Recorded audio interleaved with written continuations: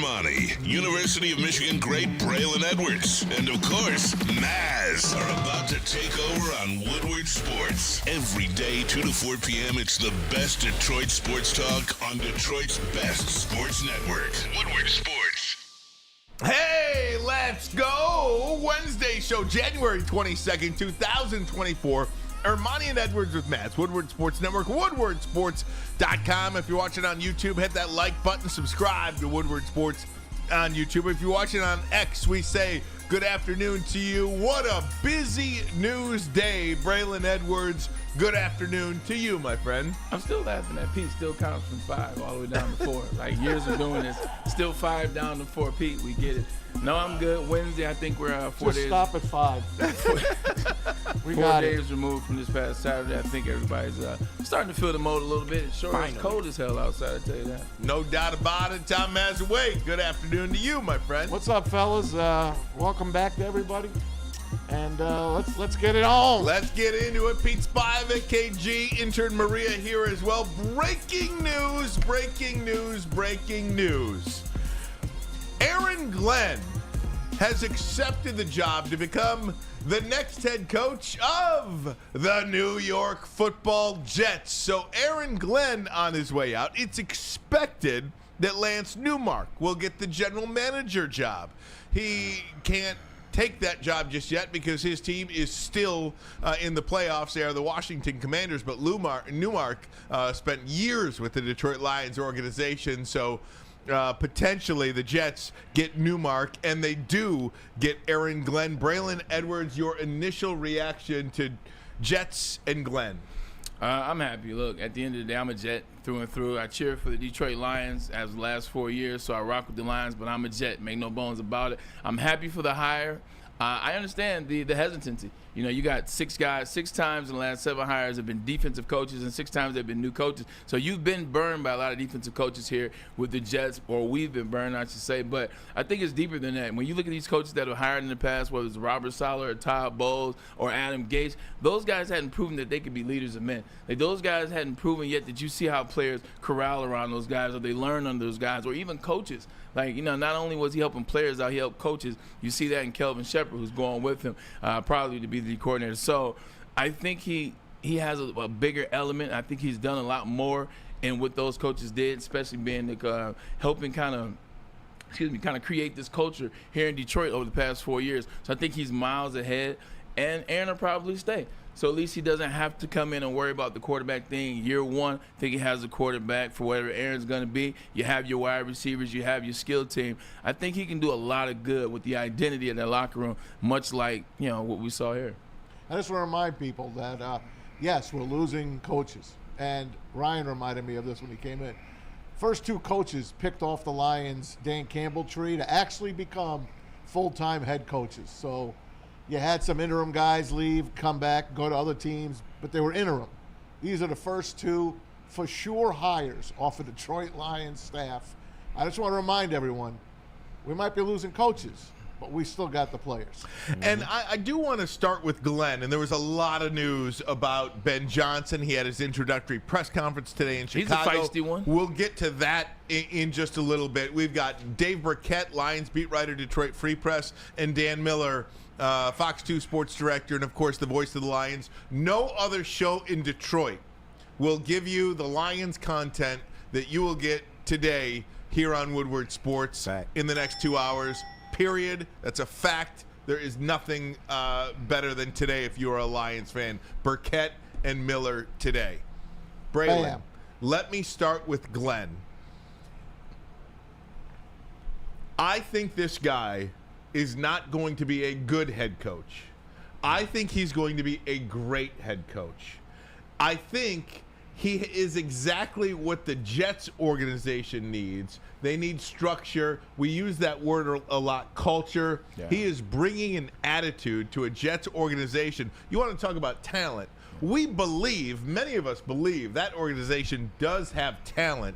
I had him in the Super Bowl this year. That was a terrible pick, but it just goes to show you what kind of talent I think they have. Glenn in New York, I think, is a former player as well. And Glenn, by the way, was the defensive back tackled Barry on his 2,000-yard run back in the day at the Silverdome. Merry Christmas.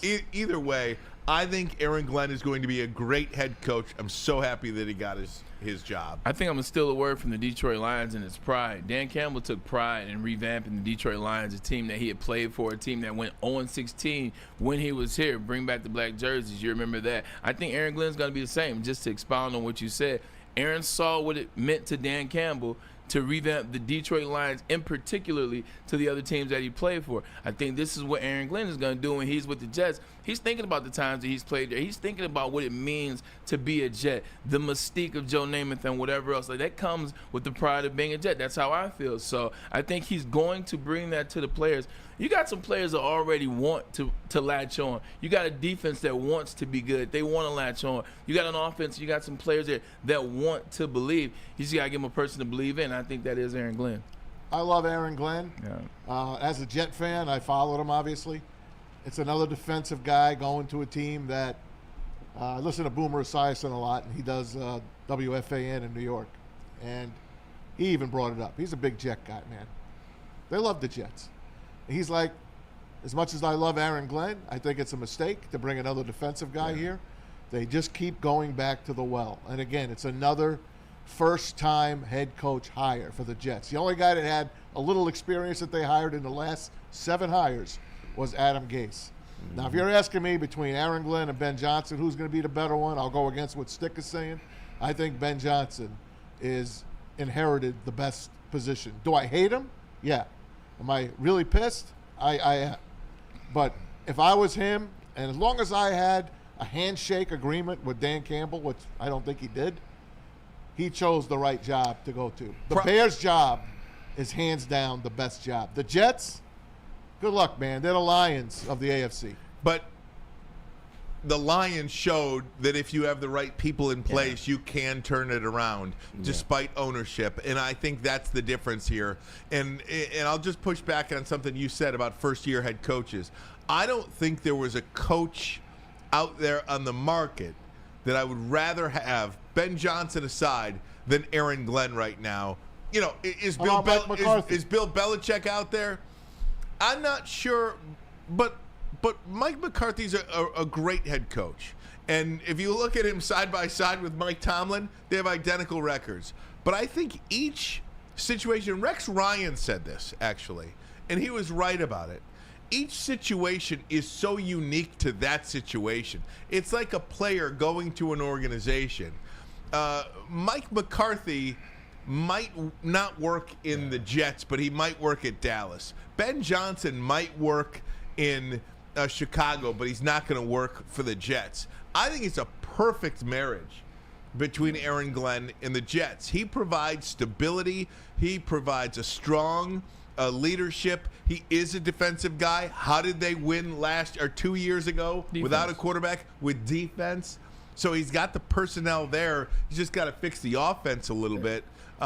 So again, I don't think there's a coach on the market right now that I would rather hire than Aaron Glenn. I mean, if you're telling me Bill Belichick is around, fine, but he's not. We got to get you a new example. We got to get you another coach. You always use Bill Belichick. Look, at the end of the day, we can't. But again, the problem is there's not one. Right. But Bill Belichick was on the market and didn't get hired. So that's what I'm saying. We got to get you a new example. I think that was a mistake. I think Atlanta would do that over again. I wasn't trying to make a thing. It was supposed to be a joke. And it was good. At the end of the day, you can't look at what the Lions did over the last 4 years and say that I'm nervous or I'm scared or this isn't the guy or you shouldn't do that. The Lions have proven that it can be done. Nobody thought that Dan Campbell was the right hire for the Detroit Lions. Nobody thought the Lions had a shot regardless. And here you are, an owner that proved she got it right, and a coach that proved his method, his method was madness, but it worked. And you got 2 guys that came directly underneath that guy and Dan Campbell. So I think both guys are going to have some success. Now, who gets success first, that's a different conversation. But I think Aaron Glenn will have success with the Jets. It is about personalities. Personality of the Jets, I think it fits Aaron Glenn well. And then I think Ben Johnson will have success, who we'll get into. It's just about who has success faster. There's a lot of people out there saying Mark Brunell will go with Aaron Glenn and become his offensive coordinator. It's not official yet, That's the word on the street. Looks like the Lions are going to lose a few more Well, we pieces. don't know that. Who's saying that? Jordan Schultz and then Mike Payton here, who does a nice job here in We town just don't know that, though. I mean, the only thing we do know is that he's assembling a staff, and we'll find out probably in a few minutes. Terrell Williams. I'm sounding a little upset when you said that. Well, I'm just saying, like, we just don't know that.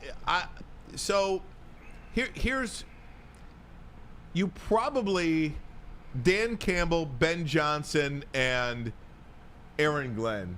Might be fair to say that the offensive coordinator for the New York Jets, or the offensive coordinator to Aaron Glenn's head coach, probably will have more autonomy than anywhere else. Yeah. Hell, Dan Campbell might call the plays again this year. We just don't know. Maybe that's something that Dan Campbell wants to do. Yeah. We don't know about that yet. Ben Johnson said today that he is going to call the offensive plays in Chicago. So why would you, as an offensive coordinator, that's just you're Eric Bieniemying yourself, essentially. You're the offensive coordinator in Kansas City, but Andy Reid is calling the plays. The offensive coordinator in L.A., it's McVay that's calling the plays. Lions will get a third-round pick this year, compensatory for Aaron Glenn to get one next year as well. They didn't have a third round this year, so that'll help out a little bit. But they're going to lose Hank Fraley as well. He's not going to be around here well. There's going to be a lot of patchwork on this, but I believe Dan Campbell's got, like I said, lots of friends in this business, and we still have the players. Well, once again, Ryan, I think you're sad that people are leaving. They're gonna leave. Ryan. No, I'm not sad at all. This is what happens to like, a good organization. You're saying, why would he leave and go do? Sean McVay calls the plays, but Kevin O'Connell's the head coach of the Minnesota Vikings, and he was the offensive coordinator. It's a title, but it's a title that is respected, especially when you're on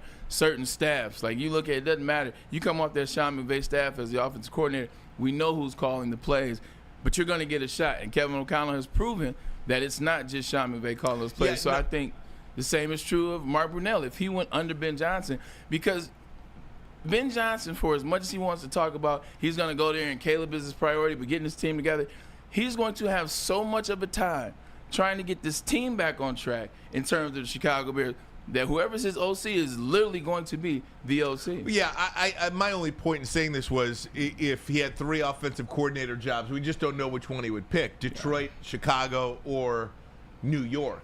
Maybe Dan Campbell wants him as an OC. We just don't know what that plan is. What about Kelvin Shepard? Maybe Dan Campbell wants him as the defensive coordinator, but will he go with Aaron Glenn? These are things that we just don't know. Everything's going to be speculated. Aaron Glenn thinks he's going to go with Steve Wilks, it's rumored he's former head coach of the Cardinals. Well, then there you go. Well, then Kelvin Shepard would be freed up to be the defensive coordinator here. I think Dan Campbell will hire within. Yeah. That's what I think. Whether it's, but maybe Mark Brunell believes that Dan Campbell will go with Tanner Ekstrom or whatever. Yeah. We just don't know what we don't know yet. Only time will tell. But I would love Robert Saleh to come here. And again, he's going to get everything rolled out. Jacksonville might hire him as their head coach. I don't and I'll say it again. You can name Rex Ryan, you can name Wink Martindale, you can name. Well, Saleh's right there. Saleh, man. Young man, Detroit guy, the Dearborn native, had head coaching experience, went to Green Bay, helped them a little bit, and here he is. I'm not denying that part, Maz. I'm just saying, would Saleh fit Detroit's personnel? I don't know that answer, is all I'm saying. Yeah. But, yes, it sounds great on paper. Yeah, it does. I'm a paper guy. What the hell else do I have? So, Glenn to the Jets. Ben Johnson was welcomed in Chicago today. Ben Johnson had a wide-ranging press conference, eye-opening some of the things that he had to say, but we'll just go down the list. Here's the message to his team. I do have a message here for the players. Get comfortable being uncomfortable. The bar has been set higher than it's ever been set before. The only way for this team and for you as individual players to reach your potential is to be pushed and to be challenged. And that's exactly what I and my staff plan on doing. We are going to push, we're going to challenge. And along with those high standards, there's also going to be a high level of support as well. Everybody in this building is going to be all about helping you guys out. How do you become the best versions of yourselves? That's what it's going to be about from start to finish. When you walk in, it'll be crystal clear, the communication, the structure, and the consistency, and that will never waver. Our mission starting this spring is to win and to win now. I wanted to stay in this division. I know this is the toughest division of football right now. There's 3 teams that made the playoffs this year. I've got tremendous amount of respect for the coaches and the players in this league, having competed against them for the last 6 years. Dan Campbell, Kevin O'Connell, you're talking about 2 guys that are up for Coach of the Year awards as the season ends here. And to be quite frank with you, I kind of enjoyed beating Matt LaFleur twice a year. Dan Campbell is more than just a colleague to me. He is a friend. He is a mentor. He is a man that trusted me when he didn't need to, and I will forever be in his debt and respect the heck out of him. He's an amazing person. One time someone told me he is a unicorn, and they could not be more true words than that. So that's just part of Ben Johnson's introductory press conference in Chicago. Braylon, what did you make of that? I think he knocked it out of the park. Look, this is not me trying to be a Ben Johnson writer or whatever you're trying to say out there. This is just the truth. You watched that press conference, he was calm. He was in control the whole time. You know, you can tell because he's a quirky guy. We haven't had a chance to hear him speak for an extended amount of time, but you can hear some of that quirkiness in there, but you also can hear some of what Dan Campbell taught him or some of what he learned from Dan Campbell in terms of bringing guys together. He's put a lot of focus. Both press conferences he did, the one yesterday when he was outside, where he was in the rotunda area, and then this one, he's put the focus on the players. He's talking about the organization has to help the players. The players are the focal point. And I don't think that's been the case for some time now in Chicago. So I think he knocked it out of the park. And also, you know what the rivalry is, just like here. And I think it was a little ode to Detroit when you said, you know, I like beating Matt LaFleur's twice. That was an ode to Detroit. But it's also showing the Chicago Bears fan because, you know, there's a heated rivalry with them as well. Oldest in football. 100%. Most notably Aaron Rodgers. I still own you, blah, blah, blah. So I think he was pandering to that as well. Like, no, yeah. I understand what's important. Last thing I'll say is when Jim Tressel took over at Ohio State, he got there the same year that I did. I watched his press conference like it was yesterday. January of 2001, the year that I would graduate, which would be his first year eventually. At the end of the press conference, he made it known. He said, and don't worry, we will beat that team up north this year. He sent the message to the fan base, I understand your culture. I know what it's about here. And, yeah, they beat our ass for a lot of years to come. But I think that was a great message to him, too. Look, I know what it's about here. We got to beat Green Bay. So I think he knocked it out of the park. I mean, that's what you want to see. And I think he did it yesterday as well in the rotunda. Maz? Look, man, if I could separate my disdain for just what separate he did, for a second. How did that look as a new coach? He's going to be good. Okay. He's going to be a good head coach. There's no question in my mind. He is not Matt Eberflus. Matt Eberflus is a coordinator. I think this kid has got it. And he inherited a fantastic team. And they got a lot of draft picks coming. And they have a rookie quarterback on a rookie deal that's got a lot of talent. I know Neil says he just throws 6-yard passes. Neil really, take the glasses off, man. All right, he's a talented kid. And this guy is going to get the best out of him.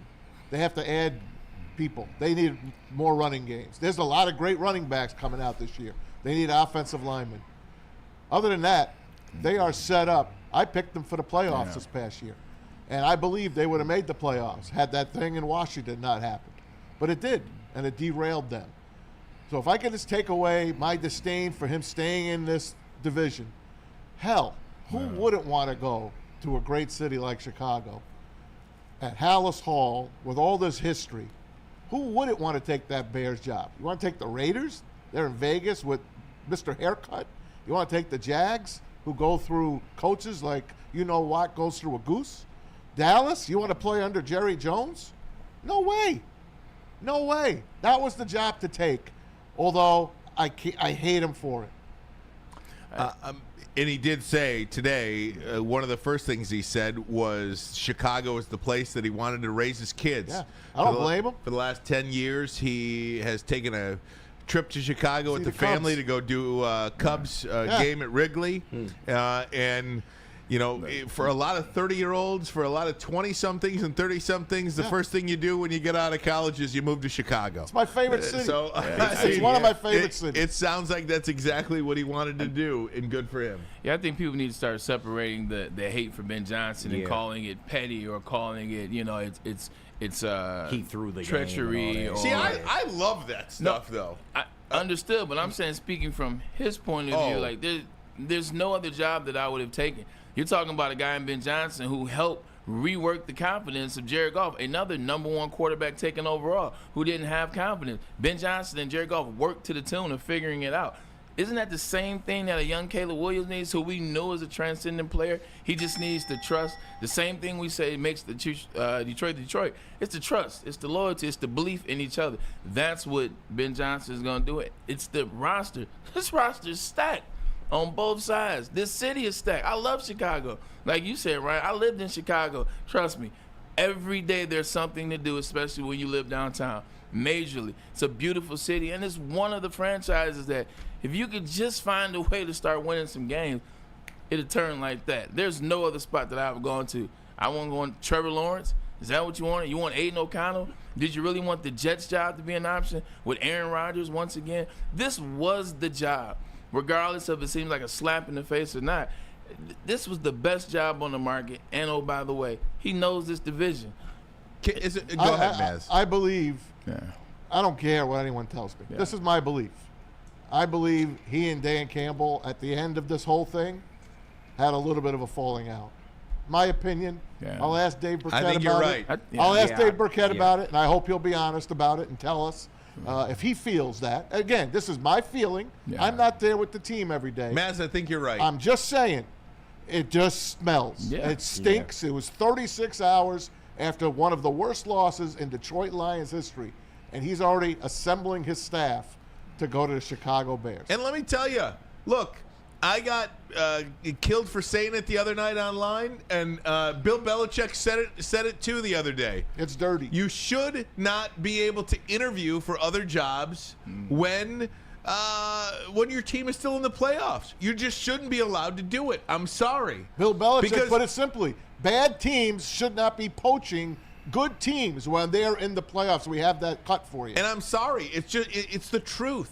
And you can't tell me in the report that he spent hours with Tom Brady on a Zoom and the Raiders staff. Hours. And it's human nature, okay? I don't care. Was it the right thing to do for Ben Johnson? Yes. But I could also, as a sports fan, hate him for it. And when Bill Belichick is out here saying it's not right and he was absolutely distracted, who am I to tell you he's not? But Joe from Sterling Heights says no, he wasn't distracted. Bill Belichick's telling you he was. Of course. Yeah. And the part of the press conference to me for Ben Johnson that really got me, and we don't have this cut, but he says that every day in the NFL is an opportunity to, and I'm paraphrasing, but to show off a little bit. Is to show off a little bit. And if there was ever That got you beat. an opportunity for Ben Johnson to show off, it was a 3rd and 1 going empty. It was a wide receiver 2 pass down 10 in the 4th quarter. There was that the one trick play that did work, the Jameson Williams touchdown. But all this showing off, essentially, Braylon did get you beat that night. I agree. It did get you beat that night. When we came here Monday, as I went on my rant about disappointment, I said they were unprepared. And it 100% stems from the hours on Zooms or the hours with the Bears or whoever else you interview with. It takes away from the game. The only thing I was saying is that is, as of right now, that's the window that they have chosen. But as a Lions fan now, this is something that they should change. This is something that they should change. Because as soon as we came in here on Monday, they were distracted. You see Dan Campbell, they just looked like a different team. It didn't like they were dialed in. The focus wasn't there. You can see on offense, they weren't prepared. Stems a lot from those guys not being there that week mentally. Dave's going to come on and tell us, listen, guys, they do this on the week off. They do this on their own time. They're on this phone call. It doesn't wait. I don't care. There is no time off. There is no time You're trying off. to win a Super Bowl. There is no time off. Coaches sleep in their rooms. I've seen Harbaugh on a cot. It's over. Literally. I don't want to hear that. I don't. No one goes into an interview without doing mega homework. Mega. I mean, if you work at let's just say GM right now or Ford or wherever, if you've ever tried to get a promotion at that job, think about all the hours and the STAR method of interviewing that you have to do and all the questions and all the answers that you have to come up with. Hours and hours of prep for that interview. And While maintaining your current job. Yeah, I'm sorry. And I'll tell you this much, too, about the fans, because I see a lot of people criticizing the fans for hating Ben Johnson.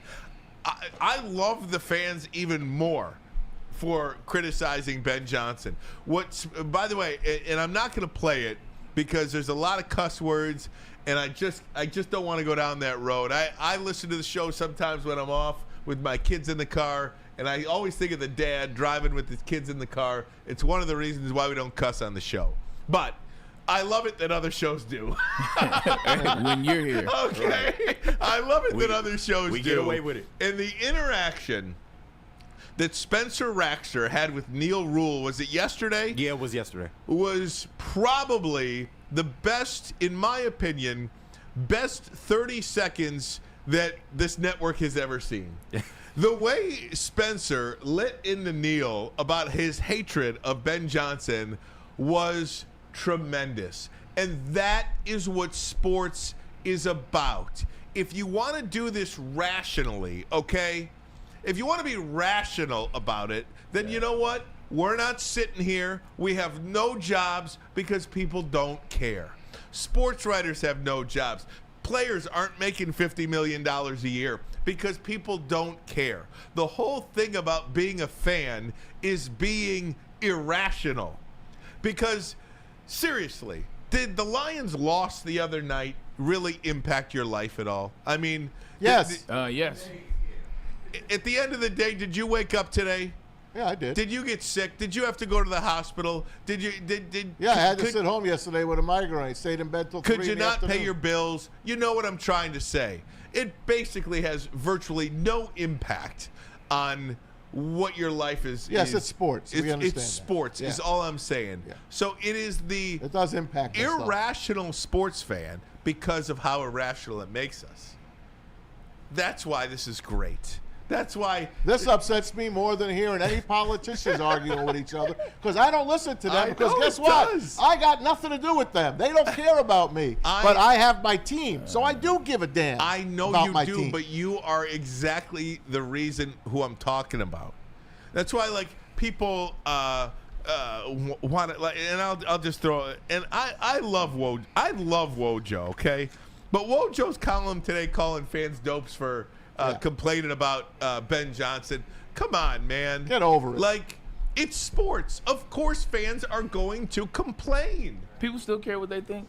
Yeah, yes. I mean, a lot of people do. No, and it's not. I guess it's to each his own, right? If he thinks that they're dopes, I don't think they're dopes. It's what makes sports great to me is this hatred. Heroes in villains, good guys in bad guys. It's like a WWE. Hulk Hogan turns heel, and now you loved him your whole life, but he's dropped the leg on Macho Man Randy Savage and joined the NWO. That's a great analogy. In this case, Ben Johnson is Hulk Hogan and just joined the Chicago Bears. And now fans are throwing trash at him. And they should. Rightfully so. And they should. Guys, we're going to take a break. I'll hit him with a chair if I Dave Birkett on the other side, but first a message from Planet Fitness. Planet Fitness, where your fitness is essential. With over 50 metropolitan Detroit locations, this is the gym for you, simply because it's the gym for everybody. And also, we want to make sure that you realize that it's fitness that fits into your budget, so we're not trying to hit you over the head with big fees.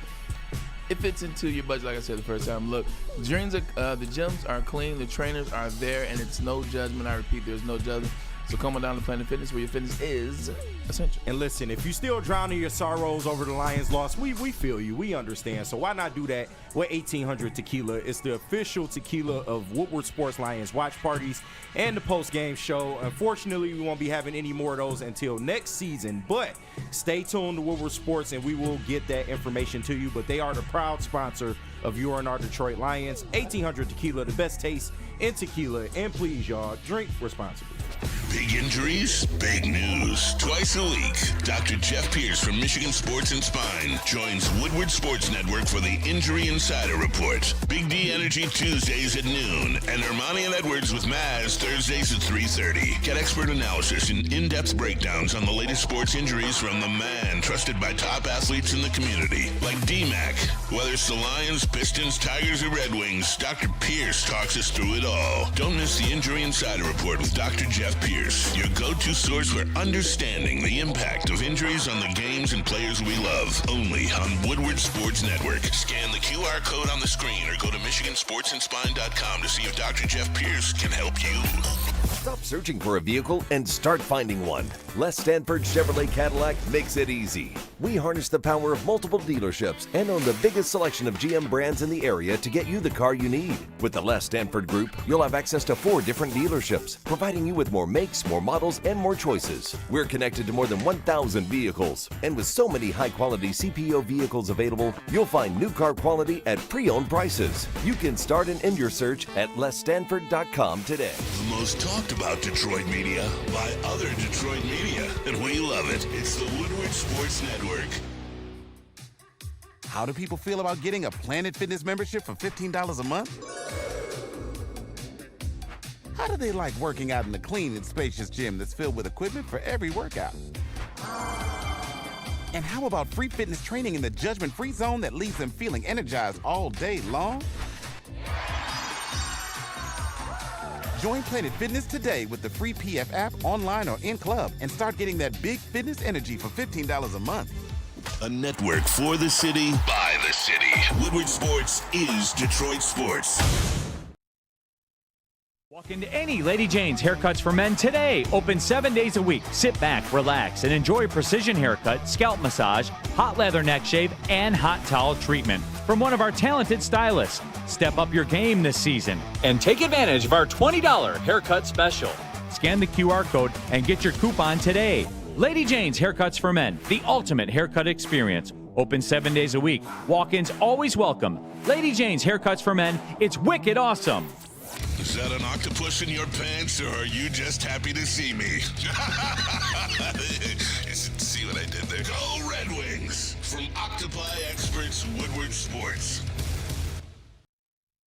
Welcome back. Dante151, $10. This is what Alex Anzalone tweeted a minute ago. Couldn't be happier for my guy. Long time coming for AG. Made to be a head coach. Go Pistons. Beat the Hawks tonight. Dante151. Welcome back, Woodward Sports Network. Ryan Ermanni, Braylon Edwards, Tom Mazaway. Let's go to the phone lines. Bring in Dave Birkett, Freep, Lions beat reporter for the Detroit Free Press. Also author of Detroit Lions, an illustrated timeline, anywhere books are sold. Dave, how you doing, my friend? Hey, Dave. Hey, I'm doing well, guys. How are you? Good. I want to start with the news today because I'm sure the Ben Johnson stuff has everybody fired up, but everybody seems to be thrilled for Aaron Glenn. What do you make of Aaron Glenn going to the Jets? Good luck. No surprise that either of these coordinators left. I mean, I think the writing was on the wall during the course of the year as the Lions kept piling up wins, and certainly Dan said as much Monday. And now you're right. Aaron was a guy that was beloved in the locker room, so it doesn't surprise me to see a lot of his players happy for him landing a new job. So, and maybe it helps too that he's out of division, unlike Ben Johnson, because I know Lions fans took that one like a stab to the heart right there. We were talking about that a minute ago, Dave. It makes me love Lions fans even more because of how irrational it is. What do you make of Ben Johnson going to Chicago and 36 hours after the game? Exactly. I think that part too, and a lot of people view. I'll speak for myself. I don't blame the defense for losing that game. I blame the offense for losing that game, and it just rubs you the wrong way. I think that 36 hours after he's taken a head coaching job. What do you make of it? Well, personally, I don't have a problem with it. I mean, I don't live in that fan world necessarily. I understand why people may be upset about it, but there's 32 of these jobs in the NFL, and the most coveted one in this hiring cycle was probably the Bears. I mean, maybe the Patriots, if you think Drake May was a better quarterback, but Ben did what was right for him and what was right for his family, and that's what the NFL is. It's a business, and he if that was a job that he identified as the one that was right for him, yeah, that by all means he should go ahead and take it. So I've got no problem with it. I think he's a really bright, play caller. You never know how people are going to be as head coaches, but I do think both he and Aaron Glenn have a chance to have success as head coaches, because of their personalities and their skill sets, frankly. DB, I agree with you. How's it doing? Braylon here. Haven't talked to you in a while. Happy New Year, brother. Yeah, what's up, Bray? Happy New Year, man. Nothing much. Let me ask you this question. Many people thought that the Lions probably would get to the Super Bowl and win it, or at least get to the Super Bowl. They didn't get to the Super Bowl. Both their coordinators have gone, and then a lot of coaches will follow those coordinators. A lot of people thought the trajectory was probably 5-6 years with the run and how they were building and how they were drafting. After this disappointment, if you will, of losing in the divisional round, does it change your trajectory? Yeah. Now the coordinators are gone. They lose Dan Campbell. Does this change your trajectory on what the Lions can do and how long that window is? Yeah, I do think unquestionably it makes their job harder next year to get back to, I mean, I don't know that anyone would expect them to win 15 games, but to be in contention for that number one seed in the NFC and have home field advantage throughout the playoffs. And I mean, Braylon, you know from your time in the league, like people may think that there are long trajectories to win, but these windows close quickly, and I don't think the Lions window is closed by any means, but this is what happens when you have a good team. Other teams raid your staff, and eventually they raid your roster, and the Lions have done a good job so far of locking up the players that they deem to be core players, and they want to be a part of their long-term success here, but they're not going to be able to keep everyone, and some of the players they do keep are going to get old overnight. That happens all the time too. So, there's no guarantee the Lions come back to this level next year. And I think the Philadelphia Eagles were the last team that lost both coordinators 2 years ago. Word of caution, right? What happened to that team? That they started off hot, then crumbled in 2023, and then they had to change personnel again before they got back to where they are now.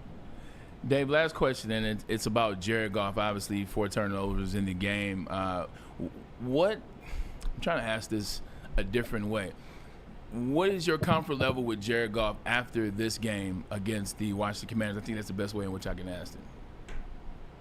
Yeah, look, to me, Jared he's the same quarterback he was, and I think everyone, you look at the quarterbacks that have survived to the Final Four here. They're all mobile, so all these teams have an element of that that are left in the playoffs.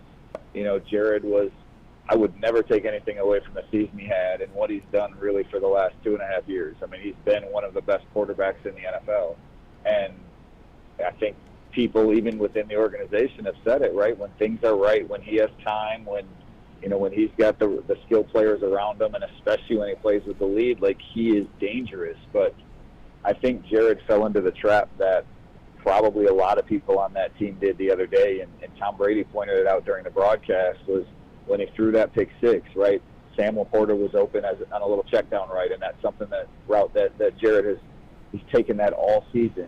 And in that game, he maybe pressed a little bit, and he threw it to Tim Patrick, overthrew it, it's returned for a touchdown, and I think that was sort of emblematic of what happened to the Lions was, things weren't going right, and they all tried to do too much, and then that's why they're kind of home where they are right now. Hey, Dave, it's Maz. Listen, go back to Ben Johnson for a minute. Do you really believe in your heart that Dan Campbell was okay with him going to the Bears? I do, because, Dan has been around this league for, like, his entire adult life. Like, he knows that it's a business, and he knows how fleeting these opportunities are. And, look, if you gave Dan the the decision on that, would he have sent him to the Raiders or the Bears? Like, probably the Raiders. But if you ask Dan, like, which place set him up for a better chance of success, it's probably Chicago. And, I think Ben is, he's more Midwest guy than he is glitzy, glamour, Vegas. Not that, that's a glitzy franchise, but that city. And, so, I think Ben said in his press conference today, that him and his family have taken a trip to Chicago every year for a Cubs series. And I know part of, why he liked being in Detroit was he sort of valued the, raising a family here in the Midwest. So I think all those things sort of play into, a person's decision-making. So do I think Dan Campbell is happy for Ben Johnson at the end of the day? Yes, I absolutely do. So you don't think there was any type of fracture at the end of all of this? I mean, if there was, I'm certainly not aware of it. Look, Dan played a large hand in the whole designing of the offense too, and as he said Monday, that's why his vision is not going to change of what this thing looks like, and it's just up to whoever he hires to see that vision through. But no, I don't know anything that would tell me otherwise. Ben Johnson has been a pretty loyal soldier. He came back last year when he didn't have to. Shoot, 2 years ago he came back when he didn't have to, and it was time for him to go take a job elsewhere. And what are your thoughts on what they will do going forward to fill the OC, DC, and any other opening that there might be? Terrell Williams obviously has left as well to be the Patriots DC. Yeah, I mean, I think there are a lot of in-house candidates, especially for the coordinator jobs. Kelvin Shepard on defense, the first name that comes to mind. Offensively, Scotty Montgomery's the assistant head coach. He had said a couple years ago he wanted to call plays. Maybe that plays out. And Tanner Engstrand was the pass game coordinator. And so I think there are a lot of avenues internally to keep, Jared Goff happy and guys worth promoting on staff. Deshae Townsend, the secondary coach, he interviewed for the San Francisco 49ers defensive coordinator job. So, one thing that Dan did was build a very good staff. And there's no reason to think that it may take time and it's not going to be easy, but there's no reason to think that he can't make some good replacement hires, both at the coordinator level and among position coaches. Okay. Hey, Dave, what is the third-round pick situation now? What are the compensatory picks that the Lions will get? Will they get some from Aaron Glenn and Ben Johnson, or how does that work? Yeah, nothing for Ben Johnson. The way the NFL has structured this is, as a way to promote diversity and inclusion with hiring. You get 2 compensatory picks for minority candidates that have been with the team 2 or more years. So the Lions will get an extra third-round pick this year and an extra third-round pick next year.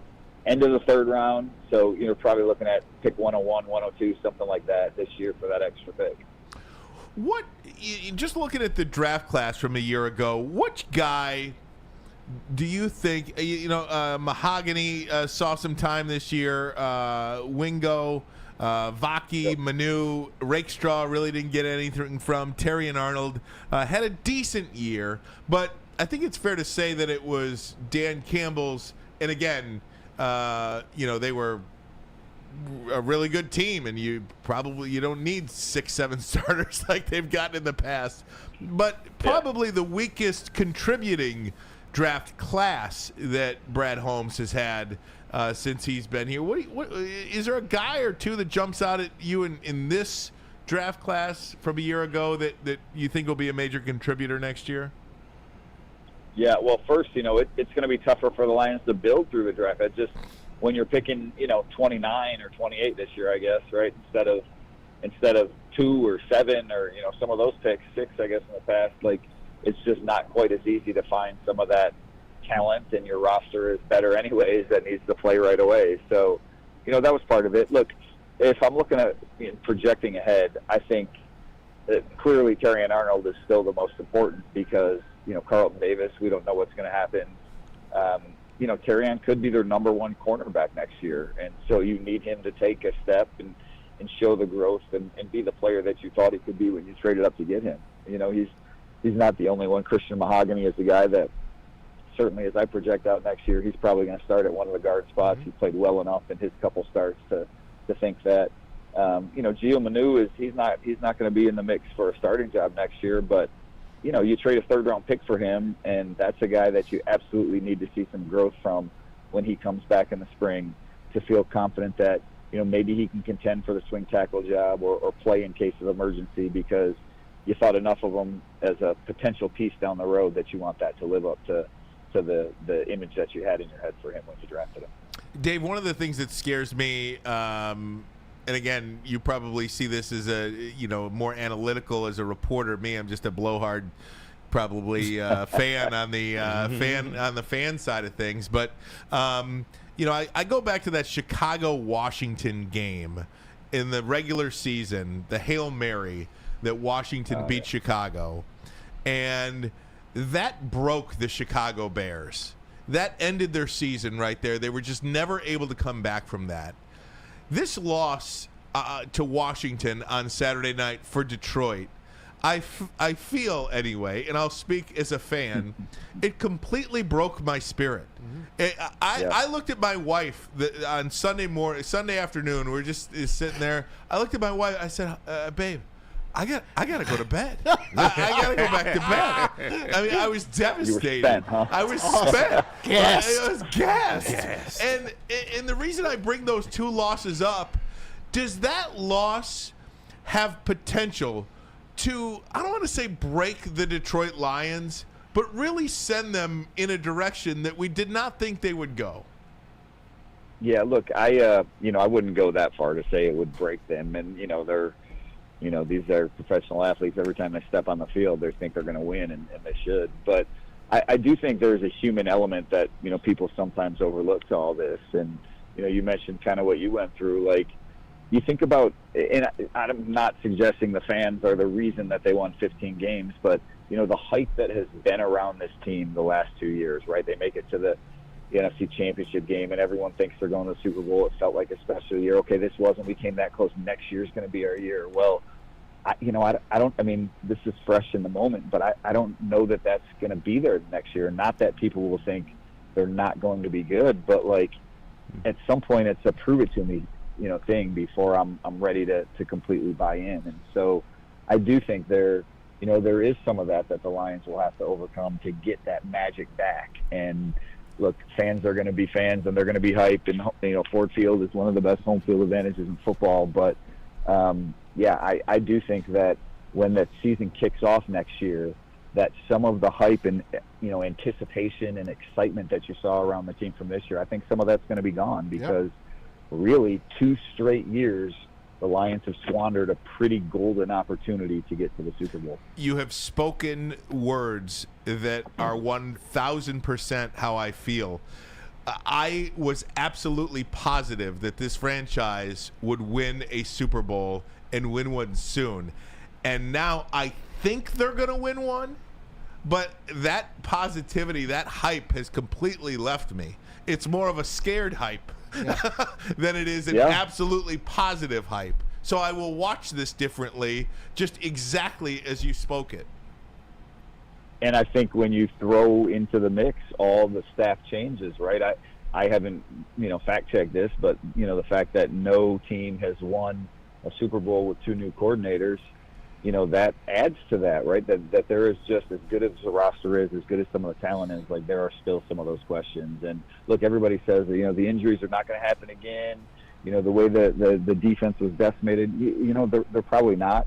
But what might happen next year is you lose a player on offense and you lose a player on defense as you didn't this year. And, then you lose another, like injuries are part of the game. So there are still going to be sort of those hurdles that you have to overcome to get there, in addition to these other ones of not, having continuity in the coaching staff and maybe, your fan base not being quite as convinced that this year is going to be special or next year is going to be special as they were this year. Hey, Dave, a bunch of free agents. I'll just name a few: Carlton Davis, Marcus Davenport, Kaminsky, Onwuzurike, Melifonwu, Barnes, Tim Patrick, Craig Reynolds, Dan Skipper. What do you think? Yeah. Do you think they get re-signed? Yeah, I mean, obviously way too early to prognosticate with any, degree of certainty. But, Marcus Davenport told me in the locker room the other day that, he and the team had some talks. He was optimistic about coming back. I know from earlier in the year that the Lions had at least made overtures to Derek Barnes and Levi Onwuzurike about coming back. We'll see how Barnes' injury impacts that. maybe that helps the Lions. Maybe it's a 1-year deal that he can come back and prove himself on before he hits free agency. Levi should have some opportunities, so I don't know what that money is going to be like when he hits free agency. I do think the Lions, this core will be important. If Zeitler comes back, maybe that means some other changes happen on the offensive line. So there could be a domino effect there. But, yeah, I do think the Lions will try to keep several of those pieces. Got to keep Skip. He ain't going anywhere. Dan Skipper is, he's still a cult hero here. All right. Probably means more to the Lions than anywhere else. Amen. Hey, Dave, it's very similar to what I saw in my time in Seattle. Seattle, Pete Carroll, obviously they start drafting well. They draft Earl Thomas. They draft Richard Sherman. They draft Bobby Wagner. They draft Russell Wilson. They draft all these players while I'm there, and they start to grow. They start to build. They make it to the Super Bowl. They win the Super Bowl. Then they make it to the Super Bowl again. Obviously, we know what happened then. And then they never made it back, and you just look at what happens. You see Darrell Bevel left. Actually, I think he came here. You look at Gus Bradley, defensive coordinator, he left. He went down to Jacksonville. So the team starts dismantling. Cam Chancellor, he gets concussions, and he had too many concussions, so he can no longer play the game. Things do happen. The only difference is it's the drafting. Even though they had Schneider with Seattle, it's the culture that Dan Campbell has built along with Brad Holmes. I saw it myself. Snyder and Carroll work together, but it's different. Holmes and Dan Campbell are locked in. They're brothers. So I think that's the thing that can help the Lions extend whatever this era is, extend it a little bit longer, is because of Campbell, the locker room, and Brad Holmes, them being so, mutually exclusive into this thing. Look, at the end of the day, football, like, most businesses is a people, business. It's about the people that you have. And, Brad is excellent at drafting, and Dan is a great leader, and that certainly, should help this roster not fall off. I mean, it's tough to win a Super Bowl in the NFL. Yeah, it is. And there's no doubt that, the last couple of years the Lions had chances, and they will look back on these and maybe, kick themselves about it. But like I said, I don't think the window's closed. But hey, you never know when that thing is going to close. So if you're the Lions, you got to do everything you can to take advantage of it, this offseason. I do think, frankly, Brad Holmes is going to talk tomorrow. I think that's one of the questions for Brad is, like, do you get into the F them pick mode like Les Snead did, right? At some point you got to go for it. Yeah. And I don't know, maybe that time is now or closing in at least. Yeah. Hey, Dave, last one, we promise. Just one more popped into my head. I wanted to ask you about it. Hendon Hooker. What do we read into the fact that this team went out and got Teddy Bridgewater, not only brought him in a week and a half, but played him in the game? Should we deduce anything about the Lions' confidence in Hendon Hooker from that? Well, I think that was mostly about just like they thought they were going to the Super Bowl, right? And you want to make sure that you have every bit of insurance in place before you do that. And that's really what Teddy was, a veteran. They trusted him. He can get you through, 2 quarters if you need it. He can start a game if you need it. I think it was more about that than about Hendon's development. But, the reality is that, Hendon Hooker is going to be entering his 3rd year, next year. And so, I mean, he was never really the quarterback of the future, right? This is still Jared Goff's team. Is he ready to play? Well, he better be more ready next year than he was this year, and maybe they don't have to do that. But I don't know that it should tell us anything about him long term, because I don't know that the perception of him or what he could be should have ever been more than like he's Jared Goff's backup for right now, and that's probably about it. No doubt about it. Was always hoping he'd be part of maybe an F them picks kind of situation. Hey, take Hendon Hooker and whoever. But either way, Dave, thanks so much, my friend. Really appreciate you all season long. Hope to talk to you again as we get closer to the draft and free agency and all kinds of good stuff. Thanks, Dave.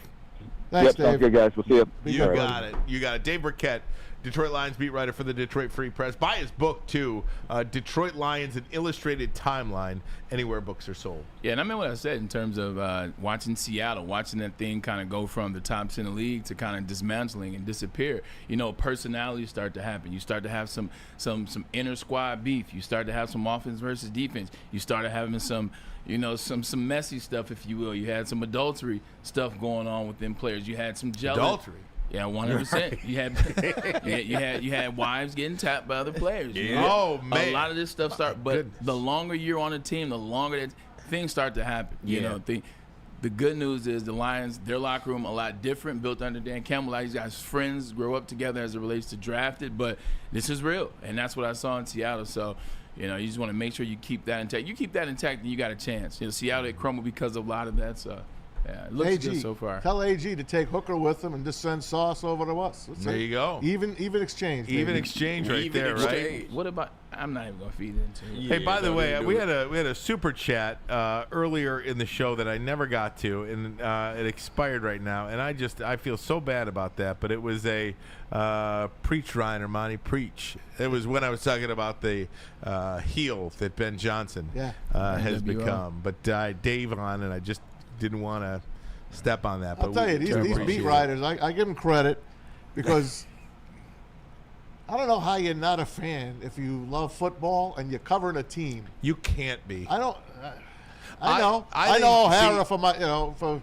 I think Dave does it right. I think no disrespect to anybody. I think Dave is the best beat reporter in the city. I agree. Of any team. Totally. Of any team.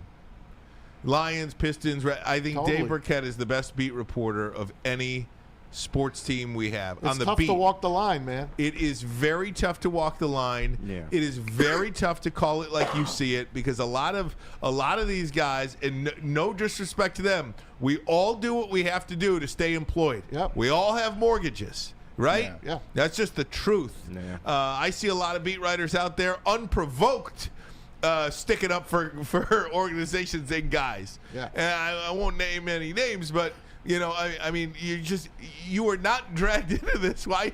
It just looks like you're the PR firm for the team, or for the player, for the team, and you get benefits from that. Maybe it's a little bit of access, maybe it's an attaboy, maybe it's whatever. But to me, Birkett calls it right down the middle of the road, like he sees it. And again, I think he's the best in the city in any team that we have when it comes to beat reporters. Period. Yeah, I always run into him in the airport. It's always either going to a Michigan game or he's on his way to recruit and scout some players. But I enjoy our running. Yeah. What's going on, man? No doubt. Yeah. All right, guys, we're going to take a break. We got to pay some bills. But first, we got Dan Miller coming up on the other side.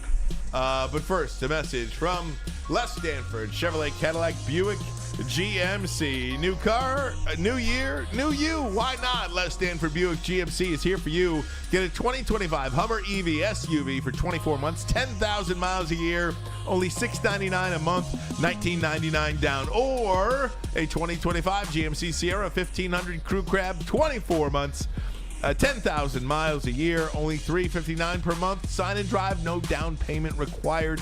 GM discount required for both. Get to Les Stanford today. Check out their massive inventory. Les Stanford Buick GMC. LesStanford.com. LesStanford.com. Together, let's ride. All right, Dr. Jeff Pierce, of course, we love him. That's our guy. Trust the guy at DMAC and Braylon Trust. Dr. Jeff Pierce of Michigan Sports and Spine joins us every Tuesday on Big D Energy. Joins us here on Thursdays, keeping you in the game, keeping you healthy, and teaching you how to keep yourself healthy. For more information, Dr. Jeff Pierce, MichiganSportsAndSpine.com. Love Woodward Sports? Love wearing clothes? Then you should be wearing Woodward Sports clothes. Check out our full line of merch at woodwardsports.com. Just click on Shop. We have all your favorite designs, like Dan Campbell kneecaps, Woodward Golf, and of course, our own logoed out merchandise. Men, women, infants, kids, all love Woodward Sports. Impress your friends. Impress your boss. Impress your dog. Buy Woodward Sports merch today. Stop searching for a vehicle and start finding one. Les Stanford Chevrolet Cadillac makes it easy. We harness the power of multiple dealerships and own the biggest selection of GM brands in the area to get you the car you need. With the Les Stanford Group, you'll have access to 4 different dealerships, providing you with more makes, more models, and more choices. We're connected to more than 1,000 vehicles. And with so many high-quality CPO vehicles available, you'll find new car quality at pre-owned prices. You can start and end your search at lesstanford.com today. A network. Stop searching for a vehicle and start finding one. Les Stanford Chevrolet Cadillac makes it easy. We harness the power of multiple The dealers. most talked about Detroit media by other Detroit media, and we love it. It's the Woodward Sports Network. How do people feel about getting a Planet Fitness membership for $15 a month? How do they like working out in a clean and spacious gym that's filled with equipment for every workout? And how about free fitness training in the judgment-free zone that leaves them feeling energized all day long? Join Planet Fitness today with the free PF app online or in club and start getting that big fitness energy for $15 a month. A network for the city, by the city. Woodward Sports is Detroit Sports.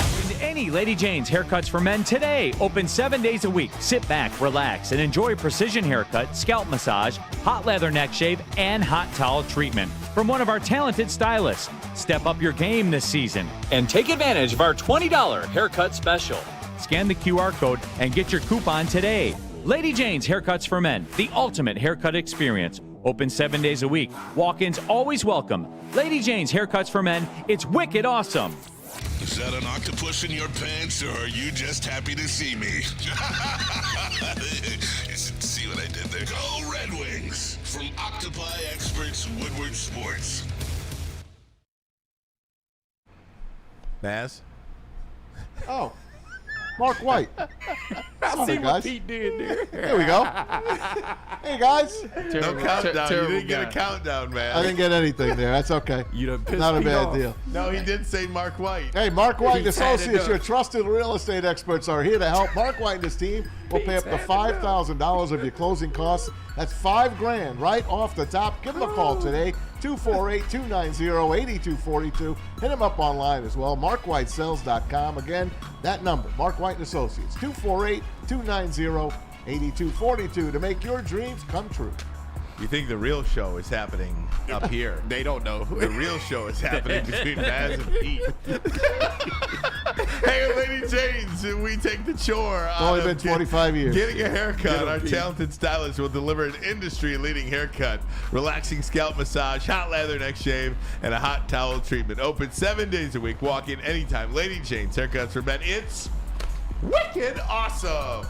How's everybody doing? I feel Oh, good. all right. I love everybody here. Oh, man. KG's just sitting back.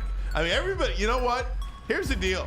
With the Lions losing and really taking us all out, we have had more infighting. Yeah, the last couple days. The last couple days. We're all in bad moods. Everybody's in a bad mood. Yeah. Don't look at somebody wrong. Don't say the wrong thing. You know, you and Me and Kool-Aid. You and Kool-Aid going at it. Yeah. Neil and Spenny, you two going at it. Stick and Anson yesterday. Stick and Anson. See, this is why you smoke. Yeah, right. This is why you have to smoke. Let's bring in Nice Dan and Miller, voice of the man. Detroit Lions, Fox 2 sports director. Dan, this is not the interview or the conversation we anticipated, but I will say I went back and listened last week to our interview, and you said, look, this could happen, and you were right. You were right. Setting him up. You were for it. right. You think so, you jerk? It's my fault. No, listen, I must have done, and I'm going to pat myself on the back a little bit here. I must have done 12 to 15 interviews in Washington with old friends and stuff like that last week. And in all of them, I said, look, I think Detroit is the better team. I will sit here right now and tell you Detroit is the better team. I said, everybody's talking about the defense. To me, it's about the offense. The offense has to be efficient, and they can't turn it over. They can't give short fields to Washington, and they can't give them points to their defense. And they did exactly what you couldn't do and win this game. They turned it over 5 times, still scored 31 points, but 5 times was too many. I thought their defense would have trouble stopping Washington from scoring, but I thought they'd be able to do enough that they'd be able to outscore them if their offense played efficiently. And they just didn't. They did what you could not do in this game and expect to win. And frankly, what you can't do in the NFL and expect to win, and that's turn the ball over and lose that turnover battle. I mean, overwhelmingly at 5-0, your odds of winning any game are slim and none. But it's just that, to me, was what couldn't happen in this game and what was going to make them vulnerable. And in the end, that's what happened. Dan, and there's no doubt. I mean, you look at the Ravens, 3 turnovers to Buffalo's 0, and the Ravens lost the game, had a chance. I almost feel like if Detroit just turned it over 3 times, they would have won instead of 5. That's what Dan Campbell said. Dan Campbell said if we turn it over a couple times and play our B game, we may win that game. But it was not their B game, and it was not just 2 or 3 times. And it was, 21 points off of turnovers. And big momentum swings, Ryan, early in the game that made Washington think that this was their day. And then they're up 2 points, and you've got the ball up 7-3 at the plus 17-yard line and fumble the ball with a chance to go up 2 scores. There's so many ways that game could have been different, but self-inflicted wounds, and give Washington credit because every time Detroit made a mistake, they took advantage of it. Dan, you're around this team all year, and Braylon asked me and Maz last week, he said, what is your concern level with Washington on a scale of 1 to 10? And we both said 1. And it felt like the Lions thought it was a 1-2. Did anything out of the ordinary? It feels like, and it's easy to say because they lost the game, but that was so uncharacteristic of the Detroit Lions team that we've seen for 2+ years specifically. It looks like, to me, that they took Washington lightly. Did it look like that to you? I don't think they did. And I think I asked Dan Campbell on Monday for a radio interview, is it hard to wrap your head around a team that plays like this when their body of work says they don't play that type of football? And he said, yeah, it is. And then went on to talk about other things and just how things snowballed and went wrong, including him not calling a timeout with 12 men on the field. All those things went wrong. And here's the thing, and I'm going to throw a question back at Braylon. We want to sit here and explain it. We want to sit here and have a reason. We want to say that they took them lightly or they called the game poorly or they didn't. Man, sometimes do you just have a bad day? And sometimes it's a bad time to have a bad day. I don't think Jared Goff went into that game any less intense or prepared than he has other games. I don't think Ben Johnson went into that game, despite everything that you read on Twitter, went into that game thinking about the Bears and not completely locked in on the Commanders. Man, I just think sometimes it's as simple as you had a really bad day at a bad time, because I know how this team prepares. I know how Dan Campbell prepares a team. I've got 4 years of body of work to tell me what he does to get a team ready, and I don't think he forgot how to do it going into this game. I think they had some bad plays. I think they had a bad day. I think it snowballed on them, and I don't know that you could ever come up with an explanation that explains why that's the case, other than sometimes in football, with variance, that happens, and for them, it happened at a really bad time. Dan, you're absolutely right. It's so easy for me to get on this desk and talk about what I saw in the game and say, you know what, they weren't prepared. They came out and that they overthought it in the 2 weeks they had off. They made the wrong play here. But I remember playing in the AFC Championship game for the first time. It was the Jets versus the Colts in 2009 season, 2010. And it just happened to go that way. We had an injury to Thomas Jones. We had a fumble to Sean Green, Sean Green doesn't fumble. Sean Green is one of the most reliable players that we had. He fumbled in that game. There was a couple coaching decisions. There was a drop pass. There was a player in which was an all-pro player in Darrelle Revis that I've never seen out of position. He was out of position. Leads to a big pass down the field. So you don't practice that way. You don't necessarily say this is the team that can do some damage or we're overlooking. It just happens that way, and then you just can't recover. You get into this snowball effect of mental and plays and things and pressing, and you just can't get out of that funk, and you look up, and the game's over, and it's too late for you to call back. I mean, did Mark Andrews not prepare for the game against Buffalo? Yeah. A great player, Yeah. who had 2 terrible plays. I mean, do you look at it and say he didn't prepare or he was thinking about something else? I don't think that's the case. And I know this isn't satisfying to people, and it's not taking the blame off of anybody, but I just think sometimes we dive so deep into trying to find explanations. It's Ben Johnson's fault because he was thinking about the Bears. It's Aaron Glenn's fault because he was thinking about, the Jets or whatever. Jared Goff didn't show up ready to play. The Lions didn't respect Washington. Man, I just think they had a terrible day at the office. And you can say it's a lack of execution or whatever you want to say, but I just know this team and what I've seen of them. And I've seen some bad days at the office, but man, I have rarely, if ever, seen a lack of preparation, and I just don't think that started here. I really don't. Dan, here's a question for me. Last year, the Lions get to the NFC Championship, and they're minutes away, and they lose in that game. In the game, a lot of people didn't even think they would get to because of the defense. This year, the number 1 seed, they fall short in the second round of the playoffs, the divisional. Which of these losses, I guess, are you most disappointed by, or which one hurt the worst? Whichever one is a more respectable term or question. Yeah, to me, it's this one, because you had it set up. You had attained all your goals. You set out to win the North. You set out to be the number 1 seed in the NFC, and Dan Campbell told a story about after they lost in San Francisco, he talked to Sean Payton, and Sean Payton said the thing that was missing was you weren't the home team. And, you know, there's something to that. Look, they messed up in the second half against San Francisco, but you want that game at home. They had this thing set up to the point where they only had to play 2 games instead of 3. And they had both games inside of Ford Field where they're comfortable and have an advantage. And I know they lost there 3 times, but you'd still rather have it there than anywhere else. So to me, you know, coming back off that San Francisco loss, coming back, preparing to play another season and understanding what you have to do to put yourself in a better position, and then doing that, I think was, to me, more disappointing coming out of the game. I mean, yeah, it stung being 30 minutes away from a Super Bowl in San Francisco last year, but this team had everything standing in front of it. And look, I do think this team had some issues that were going to be tough to overcome. We saw that defense depleted to the point where there was just not much left. And it happened all year, and then it happened early in this game with Meek. And that doesn't explain 5 turnovers or explain a lack of offensive efficiency that we had seen for much of the season. But I do think there was some issues and some cracks starting to show on that defense. I think, and I said it on this show, I think, you know, Sam Darnold picked a really bad time to have a bad game against the Lions. That 9 points looked good. The effort was good. They held Minnesota out of the end zone. But let's face it, if he's a little bit better, that game probably looks a little bit different. They probably still win, but they're not just scoring 3 field goals.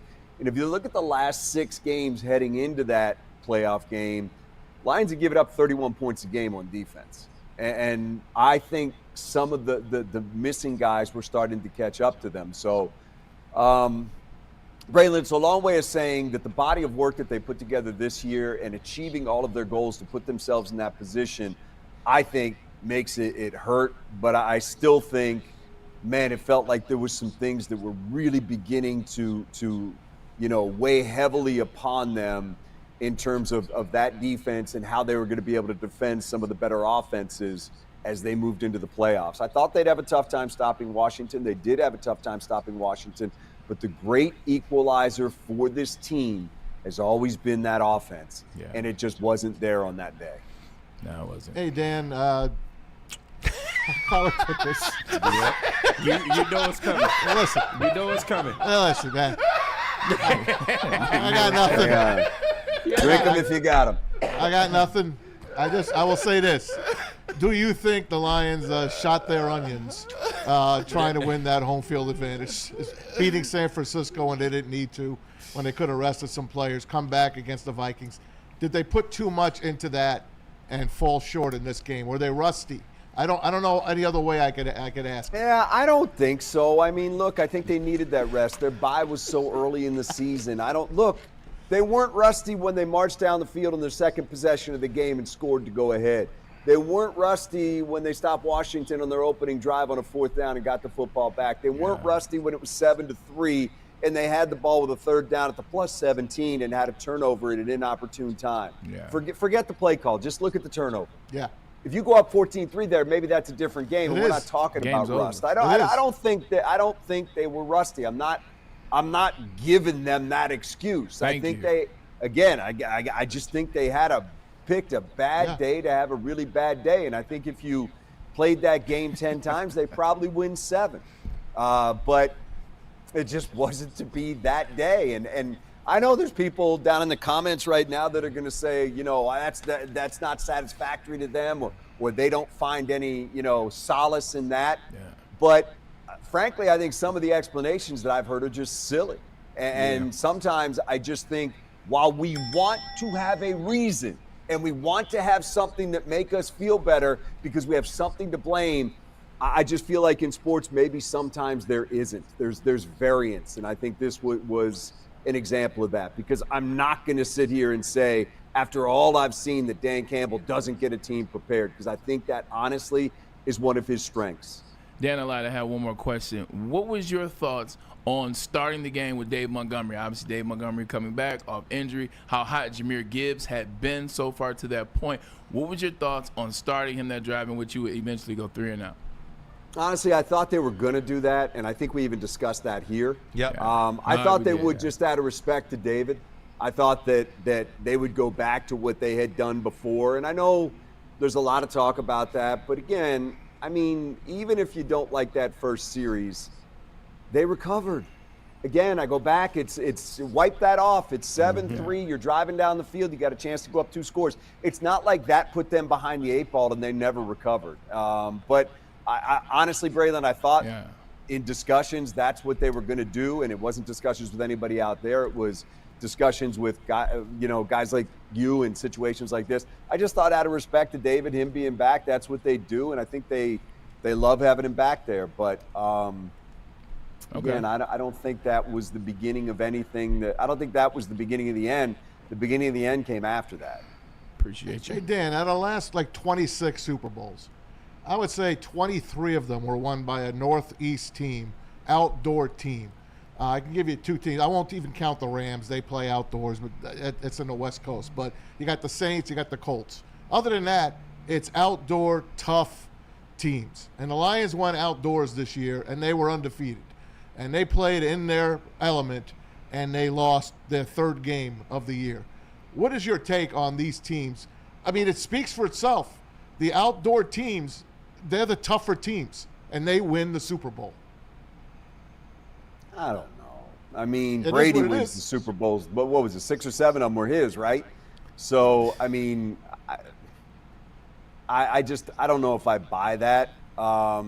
They lost 3 games inside their dome. They won all their games outside their dome.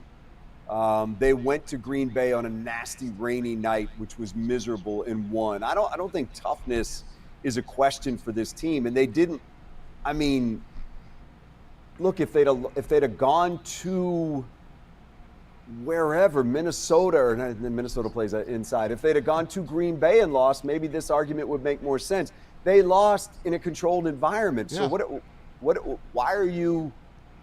I'm saying what the does it tougher matter? team Why? won. How does that matter if you lost inside? The tougher team won.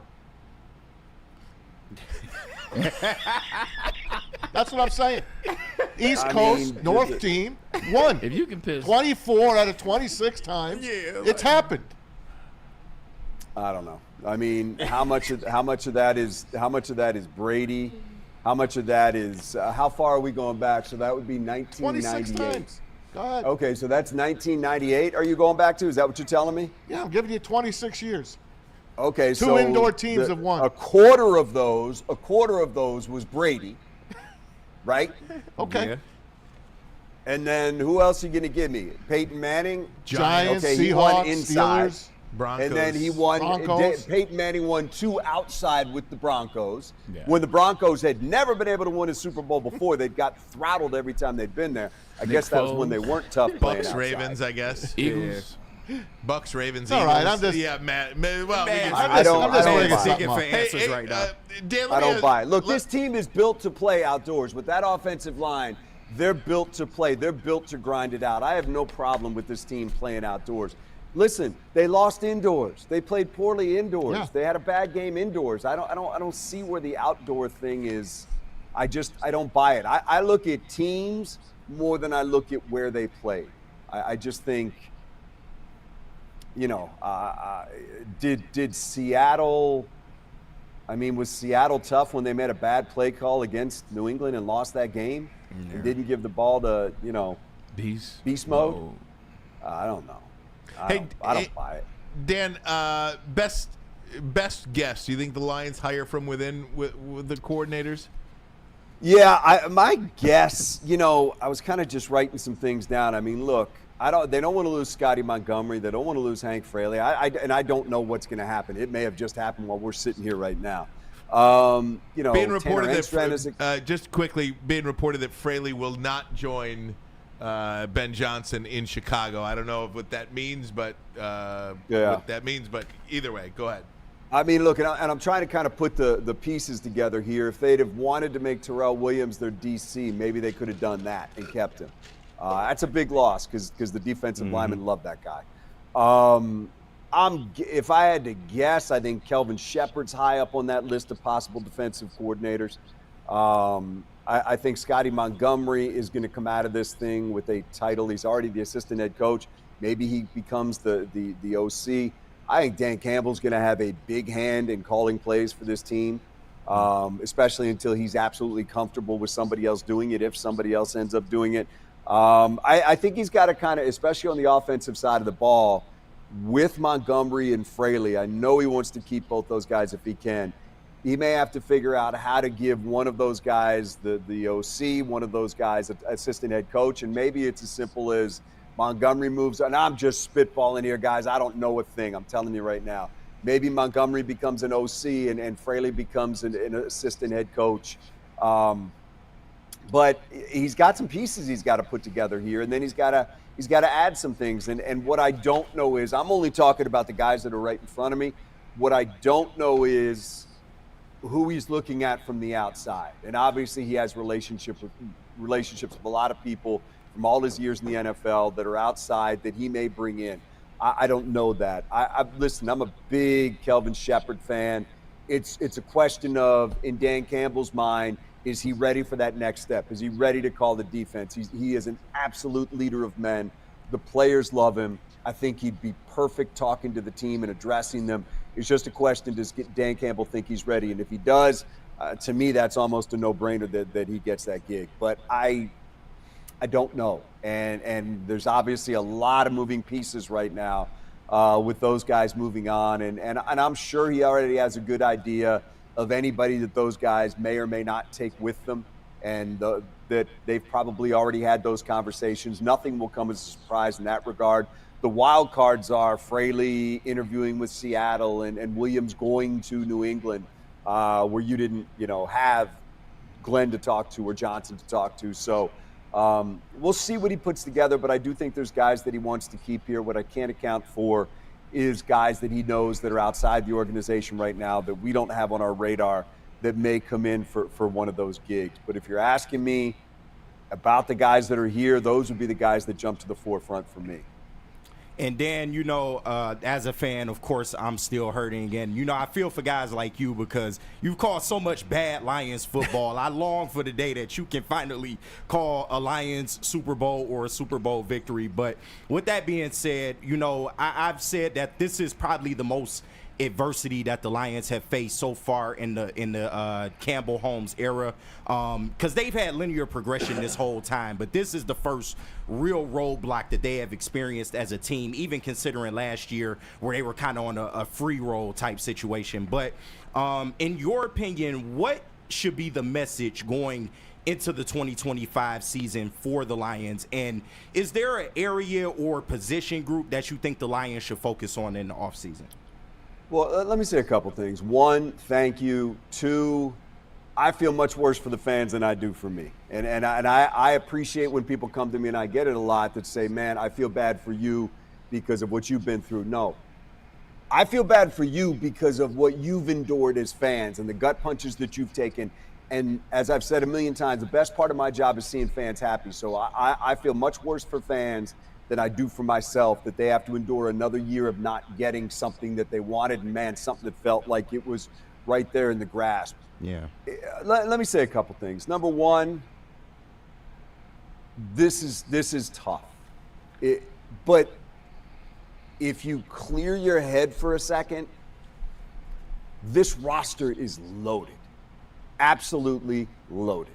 They have some work to do. They got to figure out that offensive line. What are they going to do at guard? They have to figure out that defensive line, need a little more depth there. But, guys, you still got Ragnow in the middle. You still got those two tackles, Penei Sewell and Taylor Decker. Mahogany looks like he's going to be a player. They got to make a decision. What is going to happen with Zeitler, Glasgow? Are they going to make any changes there? I'm not even going to tell you that you got one of the best running backs in football. Jahmyr Gibbs, I think, is one of the best players in football, period. Amon-Ra is one of the best receivers in football. Laporta is one of the best tight ends in football. J-Mo's a one-play touchdown guy. I am not down on Jared Goff. He had a bad day. I am confident in my mind. People could disagree. It's fine. We all have opinions that Jared Goff can win a Super Bowl with a team. That's not a doubt in my mind. Montgomery will come back ready to go. You got those two backs in there. You're going to get Hutch back. You're going to get a lean back at some point. You got DJ Reader in the middle of that defensive line. You got two great safeties. Need to figure something at corner. You bring Carlton Davis back. What are you doing? And Terry and Arnold, I do think, will get better. Anzalone's going to be ready to go. Campbell's going to be ready to go. Look, and I don't want to leave anybody out, but honestly, I believe that roster is loaded. You got the best punter in football. Yeah, I believe baby. that roster is loaded, guys. You just got to get mentally right, come back, and do it again. And that's the most daunting thing of all. Yeah. And that's the thing that sucks most of all, is you did all this work, and it didn't work out, and now you got to go do it all again. And that's the part probably more than anything that hurts, that feels like it's a weight you got to get past and lift over your head and get it done, is you have to go do it all again. 15-2 was hard. Winning the North was hard. Winning the NFC was hard. But good teams get knocked down and they get back up. They come back and win again. Sports history is loaded with teams that were close, got their heart broken, and come back. Look at the Pistons, from Isaiah throwing it away to the phantom foul to finding a way to win championships. We've seen it here. Dan Petrie will tell you the disappointment in 1983 is what drove 1984. Mm-hmm. So, you just got to get that mindset that you weren't good enough and you got to come back again. Does it feel like a replay of this year? In some ways it does, but there's no other way to go. What are you going to do? Nobody feels sorry for you. This team's loaded. They will make changes. They will get better. The roster will get better in my mind. So he's got some work to do in the coaching staff. He's got some work to do in the roster. But, man, Ben Johnson's not taking those offensive players. Aaron Glenn's not taking those defensive players. And Brad Holmes has put together a heck of a roster here. So none of this is fun. All of it hurts. All of it's going to take a long time to get over.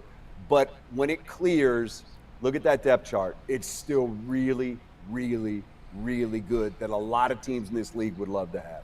The great Dan Miller, nobody better. Dude, thanks for spending so much time with us, big guy. And I don't know if we'll do it. Maz will call you again next Wednesday. Right. Maz needs answers. We'll talk about Washington next week. We'll talk about Washington. Right? Thanks, dude. Appreciate it. Dan. Thanks, Dan, guys. Right. See the great Dan Miller. Nobody better than that guy. It's so clear, right? Yeah. So much. So even, and I think that's again. I told you we were gonna have a great day today. Miller and Birkett, and there you go. Like he said, it does suck. It sucks. I think last year they had to look at themselves and say, "Look how close we were. Yeah. We're gonna do it this year." But what do they say this year to themselves as they lose their best two coordinators, one to a rival? What do they say to themselves? It's hard. You won 15 It's games. hard. You heard Dan Campbell last year. I don't know if we'll ever get back here. Well, so far he's right. Every team changes, whether it's coaches leaving, whether it's players leaving, whether it's players coming to the organization. Everybody, it changes.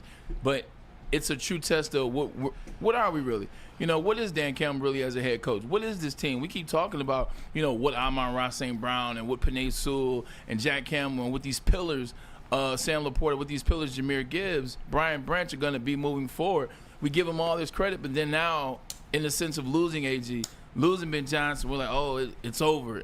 This can't be the case. If that's the case, then nothing we ever said about this team in the last 3 years is true. They've built something that we believe Dan Campbell can sustain.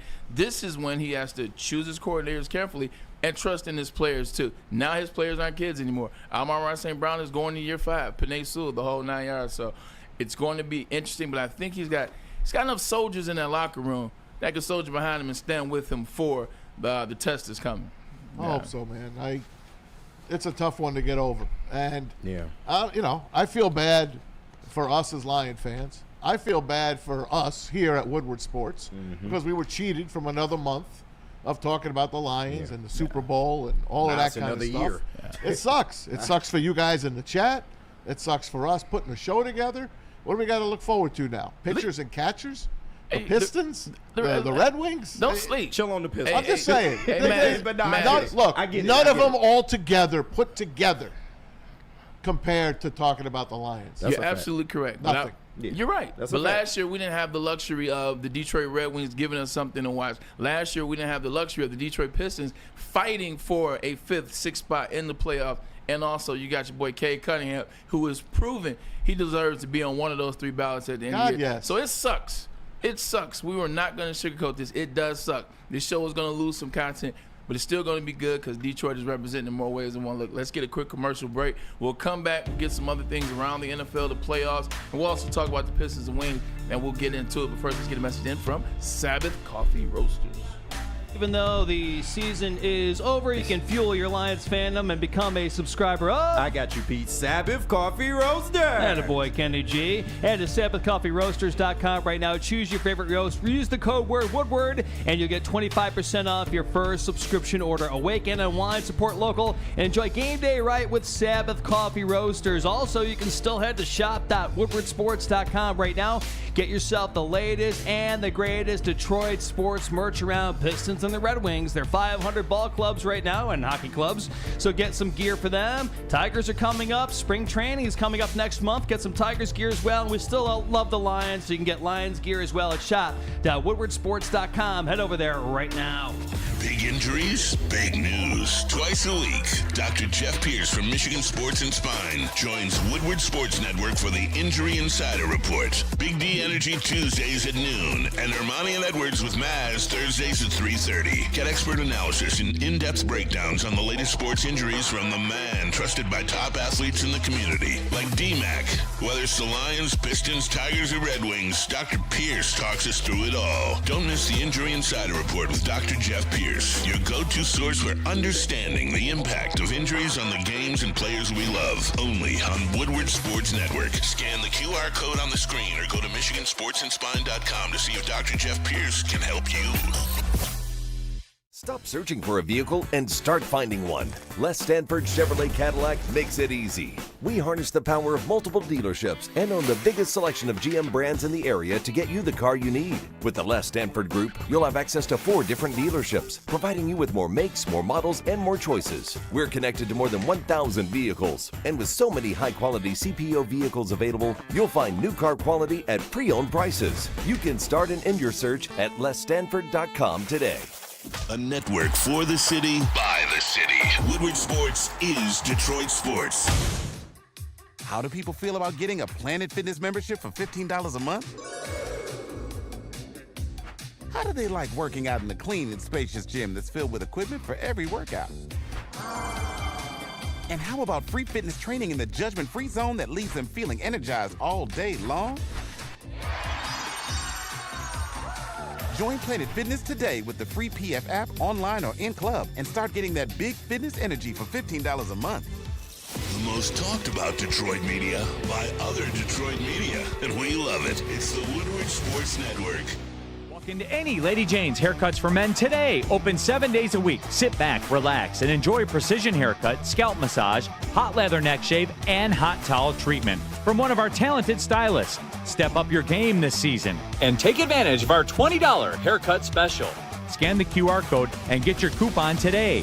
Lady Jane's Haircuts for Men, the ultimate haircut experience. Open 7 days a week. Walk-ins always welcome. Lady Jane's Haircuts for Men. It's wicked awesome.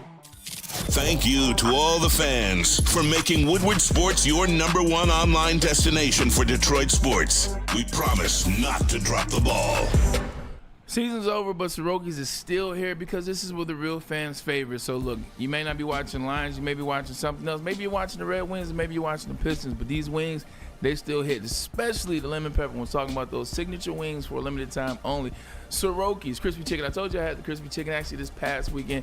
It still hits. This is the place to go. It's quick, it's easy, and it's effective. That's typically what you want out of a fast food spot. So pull up on Soroki's, and don't forget they also have great pizza and fountain sodas as well. So real fans, he thought I forgot about the biscuits. No, he also got those honey biscuits as well. So come on down to Soroki's for a limited time only on the wings. Welcome back at 3:30, and we're still talking about Ben Johnson, the Detroit Lions. A lot of people still upset with the move of Ben Johnson going to the Chicago Bears. This is from the Bears page. Welcome home, Coach. I know you guys are sick and tired of talking about it, but it is the story because, just a couple hours ago he was, on the Detroit Lions. Maz, I'll let you set up what's going on now because welcome KG I know you're to the still desk. Appreciate frustrated. Ryan had to get out of here a little early, so we bring KG up on the desk. And one of the main Fresh off reasons, MLK Jr. one of the main reasons that Ben Johnson wanted to go to Chicago was a chance to coach Caleb Williams. Here he is.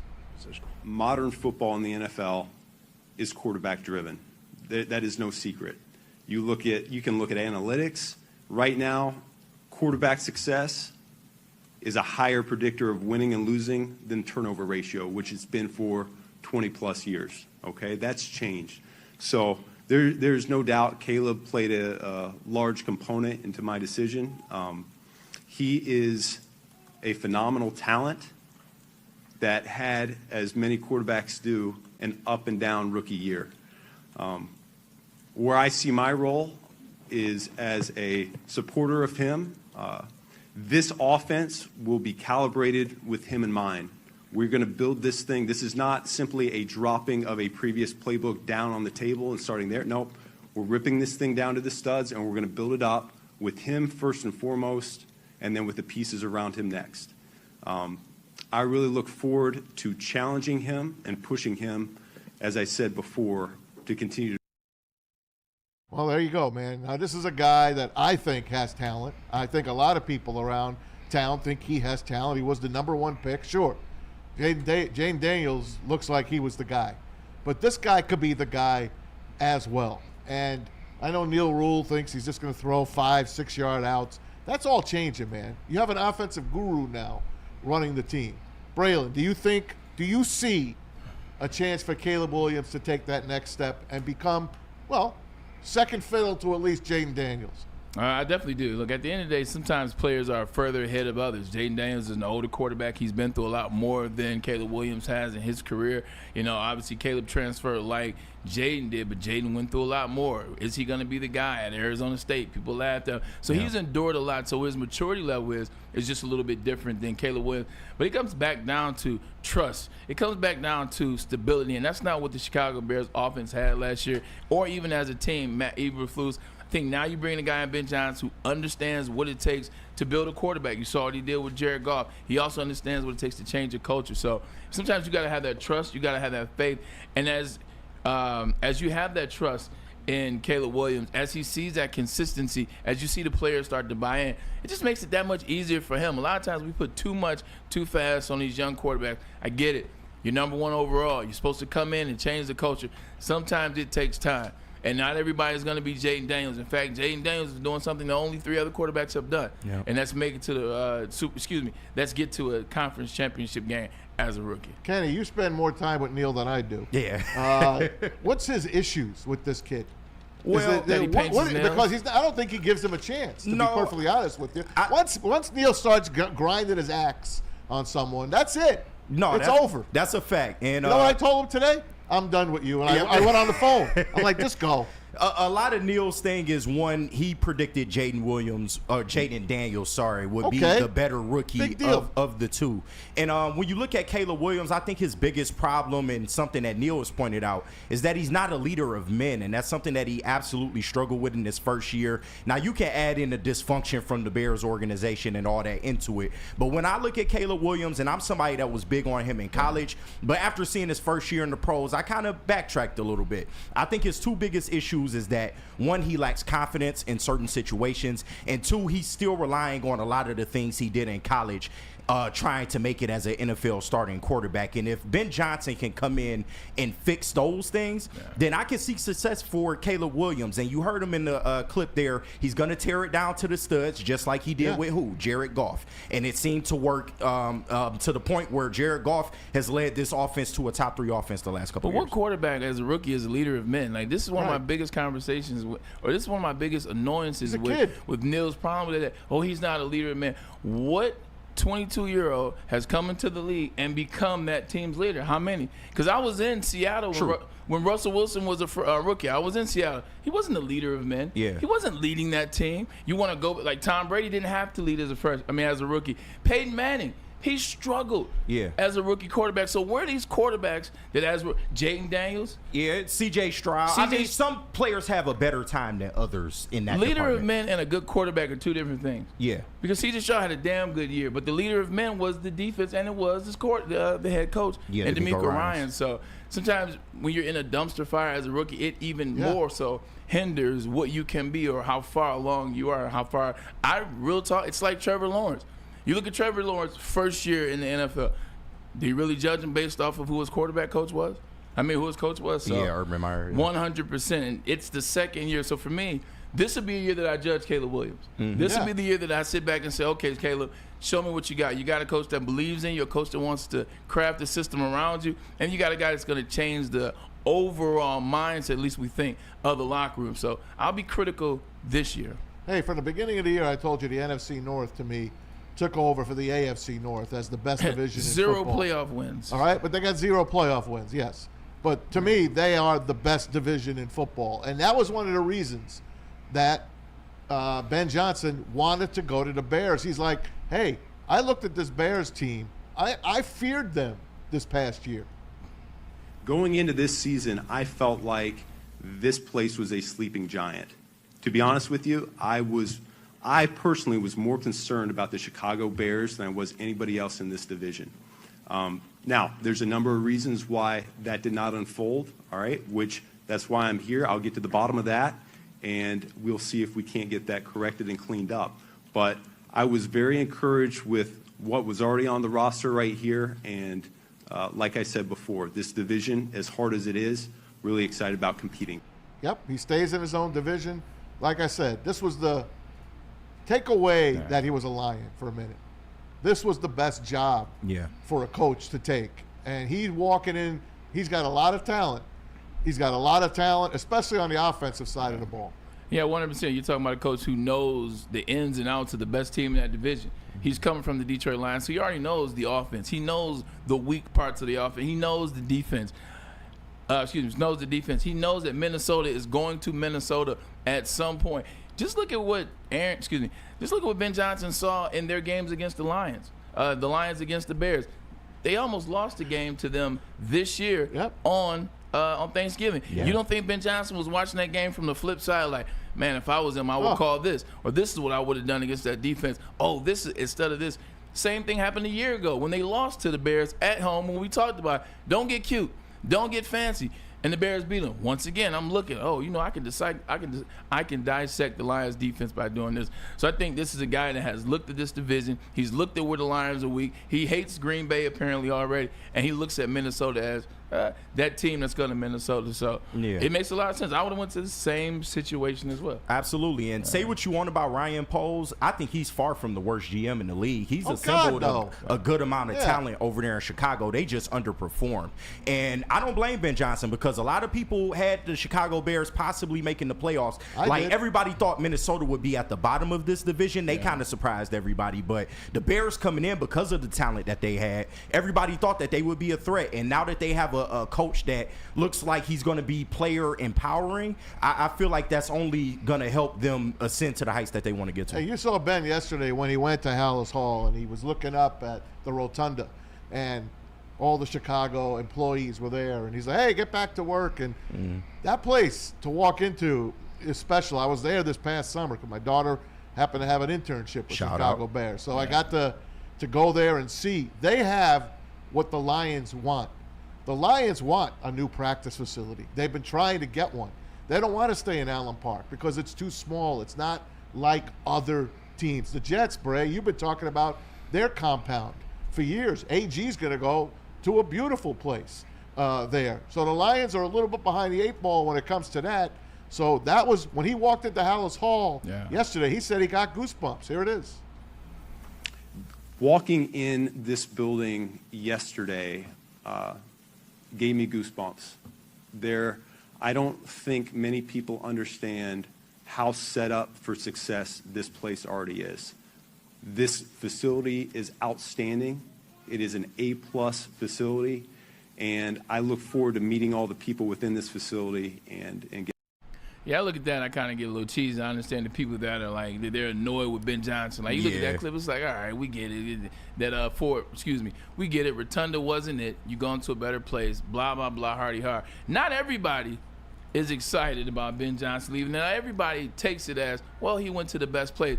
Here's Amon-Ra St. Brown on the podcast, and here's his thoughts on Ben Johnson leaving. Everyone on Twitter, the Lions fans, fucking hating him, talking about he didn't prepare for this.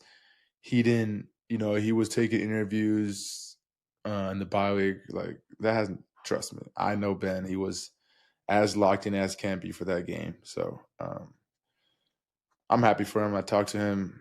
We had exit meetings on Sunday. Talked to him on Sunday. And obviously he was, devastated with the loss. But he told me, he doesn't know what he's going to do yet. So he lied to you? No, he didn't know. He didn't know if he was staying or leaving, or did he know what team he was going to? He didn't know if he was staying or leaving. He told me what 3 teams is between, but he didn't tell me. What if teams? He was,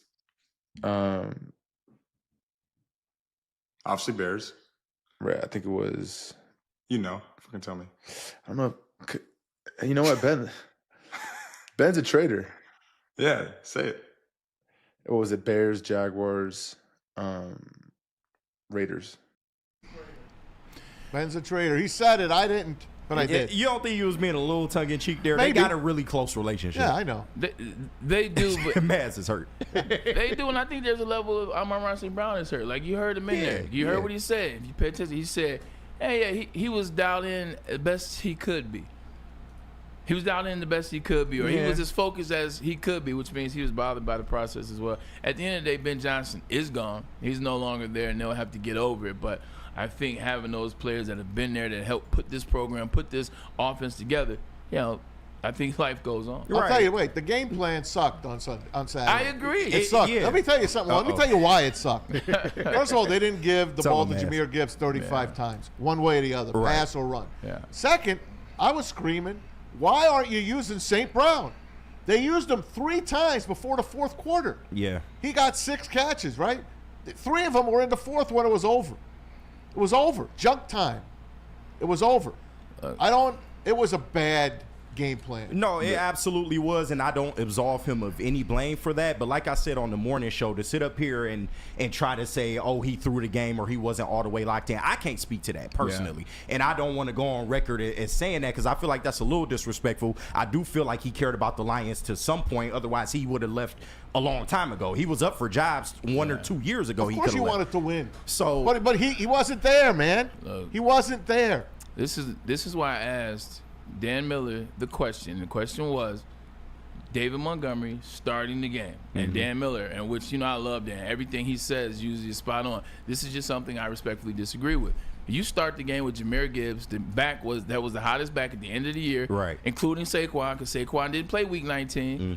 Week 18. Jahmyr did, and he had 4 touchdowns. You start with that. You score a touchdown, because that's what the Lions do. If you score a touchdown, and now you hold them to 3 and out, because Ford Field sounds a little bit different if the Lions score an opening drive to the next offense. Did they win the toss or lose it? Because if they won it and took the ball, that sucks. Yeah. The Commanders got the ball at the half. I get it, but it's not like Gibbs had like 10 carries. He had like 20 carries. He still did damage. It's not about that. It's about momentum. No, I understand that. 3 and out, man. That was bad. I'm not refuting it. I'm just saying. But it's not like he didn't not get touches. I'm not talking about the touches. Matt says 35. That's fine. I'm simply saying start the game the way in which you've been starting game. Yeah. The way in which you've been having success on offense. You go down there, you score a touchdown. Now you put that rookie in an environment where he's on the road. It's a hostile crowd. Jared Goff has gone down there and done exactly what they feared the Lions offense would be. Now it's different on a rookie quarterback. Now you get a 3 and out, which is what the defense did on their first drive. Now you get a 3 and out. You're sitting at 7 with a 3 and out field position, and you get the ball back. Yeah. It's different momentum is all I was ever saying. Like, that's why I wouldn't have started. Dave Montgomery, I get it. Let's get back to a sense of normalcy. Let's reward him for coming back. He's coming back off a partially torn MCL. Yeah. Like, he's not coming back 100% healthy. He's coming back from an injury initially said the season was over. So that's where I have an issue with Ben Johnson. I don't care about him leaving. He chose the right team and blah, blah, blah. That started the game with effed up momentum. I get you, but they were able to combat that. And I think ultimately the biggest problem with that Lions game was the turnovers. You can't combat momentum.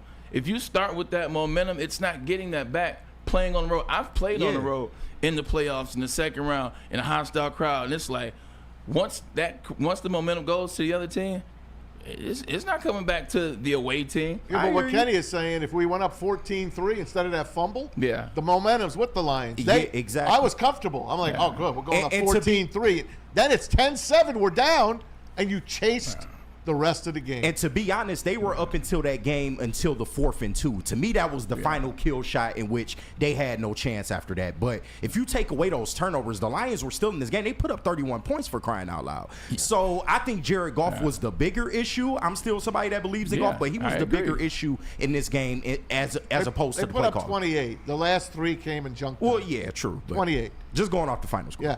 The game ended on J-Mo's interception. Yeah. There was 12 and a half minutes to go. And that was a bad call. You were 10 minutes behind, 10 points behind. It was 38-28. With 12:38 to go in the game. And they threw that play. Yeah. And I don't remember what down it was. It was first down. Yeah, I think it was. Yeah. I think it was. That was just a bad time. It was to a make bad that call, and it just didn't work. And that was it. You saw it.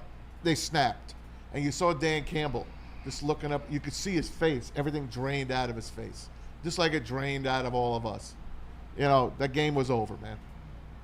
It's going to be interesting. It will be interesting to see what happens this offseason. You know, we got a quick commercial break, and we'll come back and wrap up the rest of the show. Let's get a message in from New Holland Brewing Company.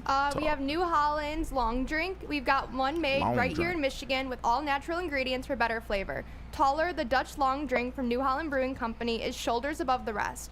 Made from New Holland's small batch gin, 100% real grapefruit puree for a fresh and delicious flavor. Taller is your local long drink. Love Woodward Sports? Love wearing clothes? Then you should be wearing Woodward Sports clothes. Check out our full line of merch at woodwardsports.com. Just click on shop. We have all your favorite designs, like Dan Campbell kneecaps, Woodward golf, and of course, our own logoed out merchandise. Men, women, infants, kids all love Woodward Sports. Impress your friends. Impress your boss. Impress your dog. Buy Woodward Sports merch today.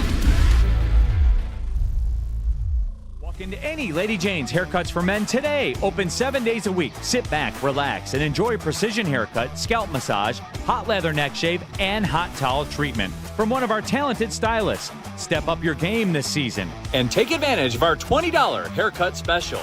Scan the QR code and get your coupon today. Lady Jane's Haircuts for Men, the ultimate haircut experience. Open 7 days a week. Walk-ins always welcome. Lady Jane's Haircuts for Men. It's wicked awesome.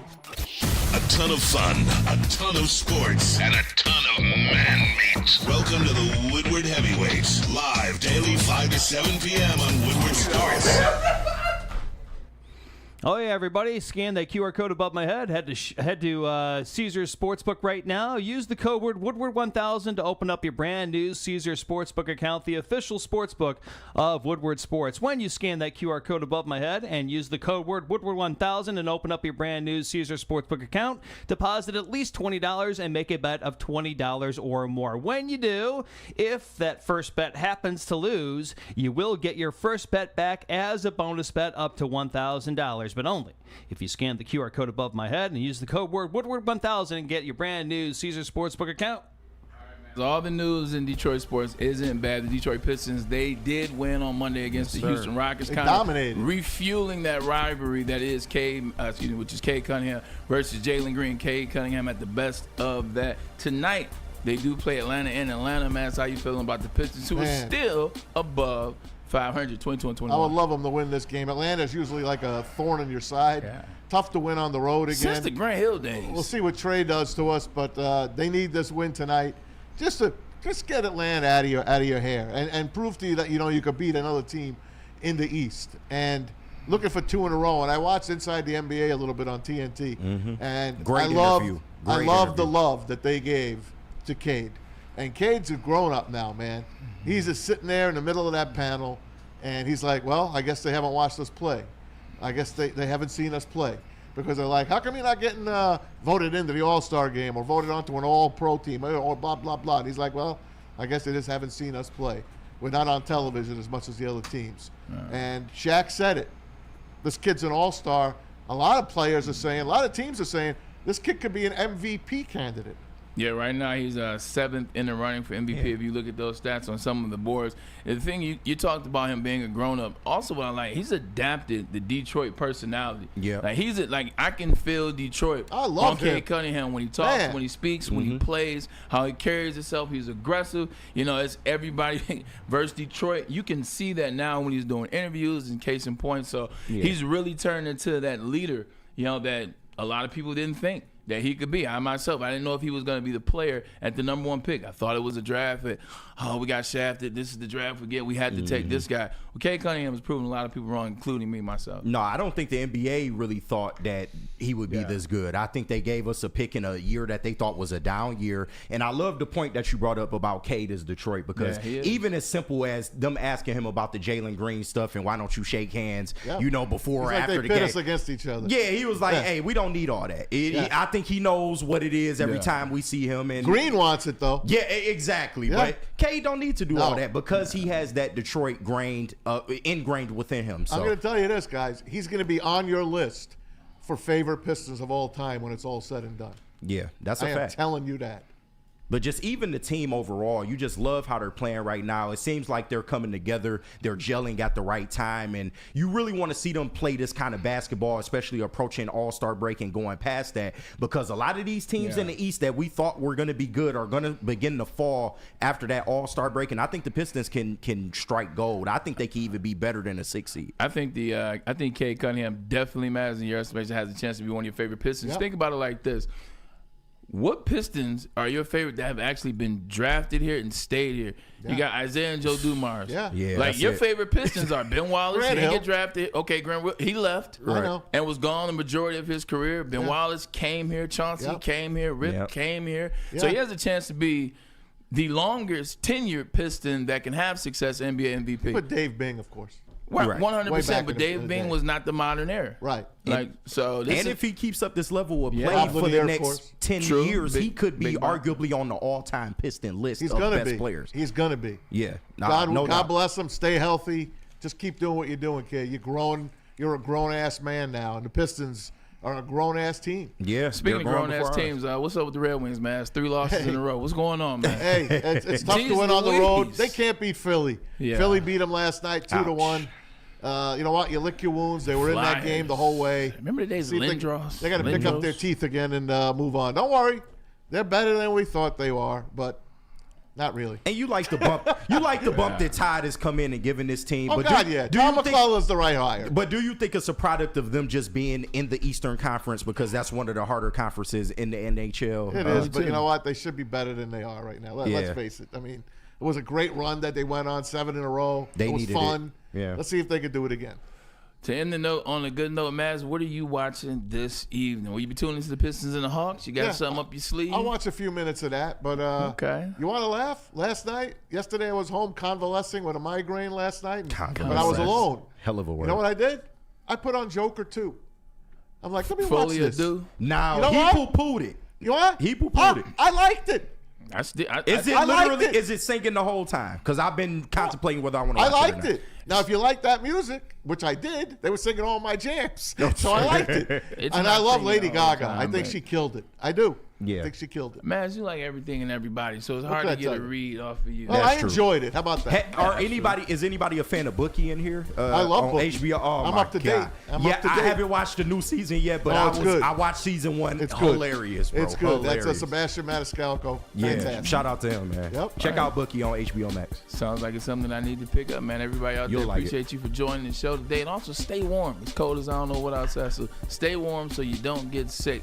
For Maria in the audio booth, appreciate you. Great job by you. Peace back, thank you. KG doing multiple jobs as always. Then my man Tom Mazaway on the desk. That pissed Pete off today. Thanks, you apologized to Pete after the show. I did already. I already apologized. It was that bad? Yeah, it was bad. You missed all right, it. We You always really fight. missed it. We're like husband and wife. All right, we love you guys, man. We'll see you tomorrow.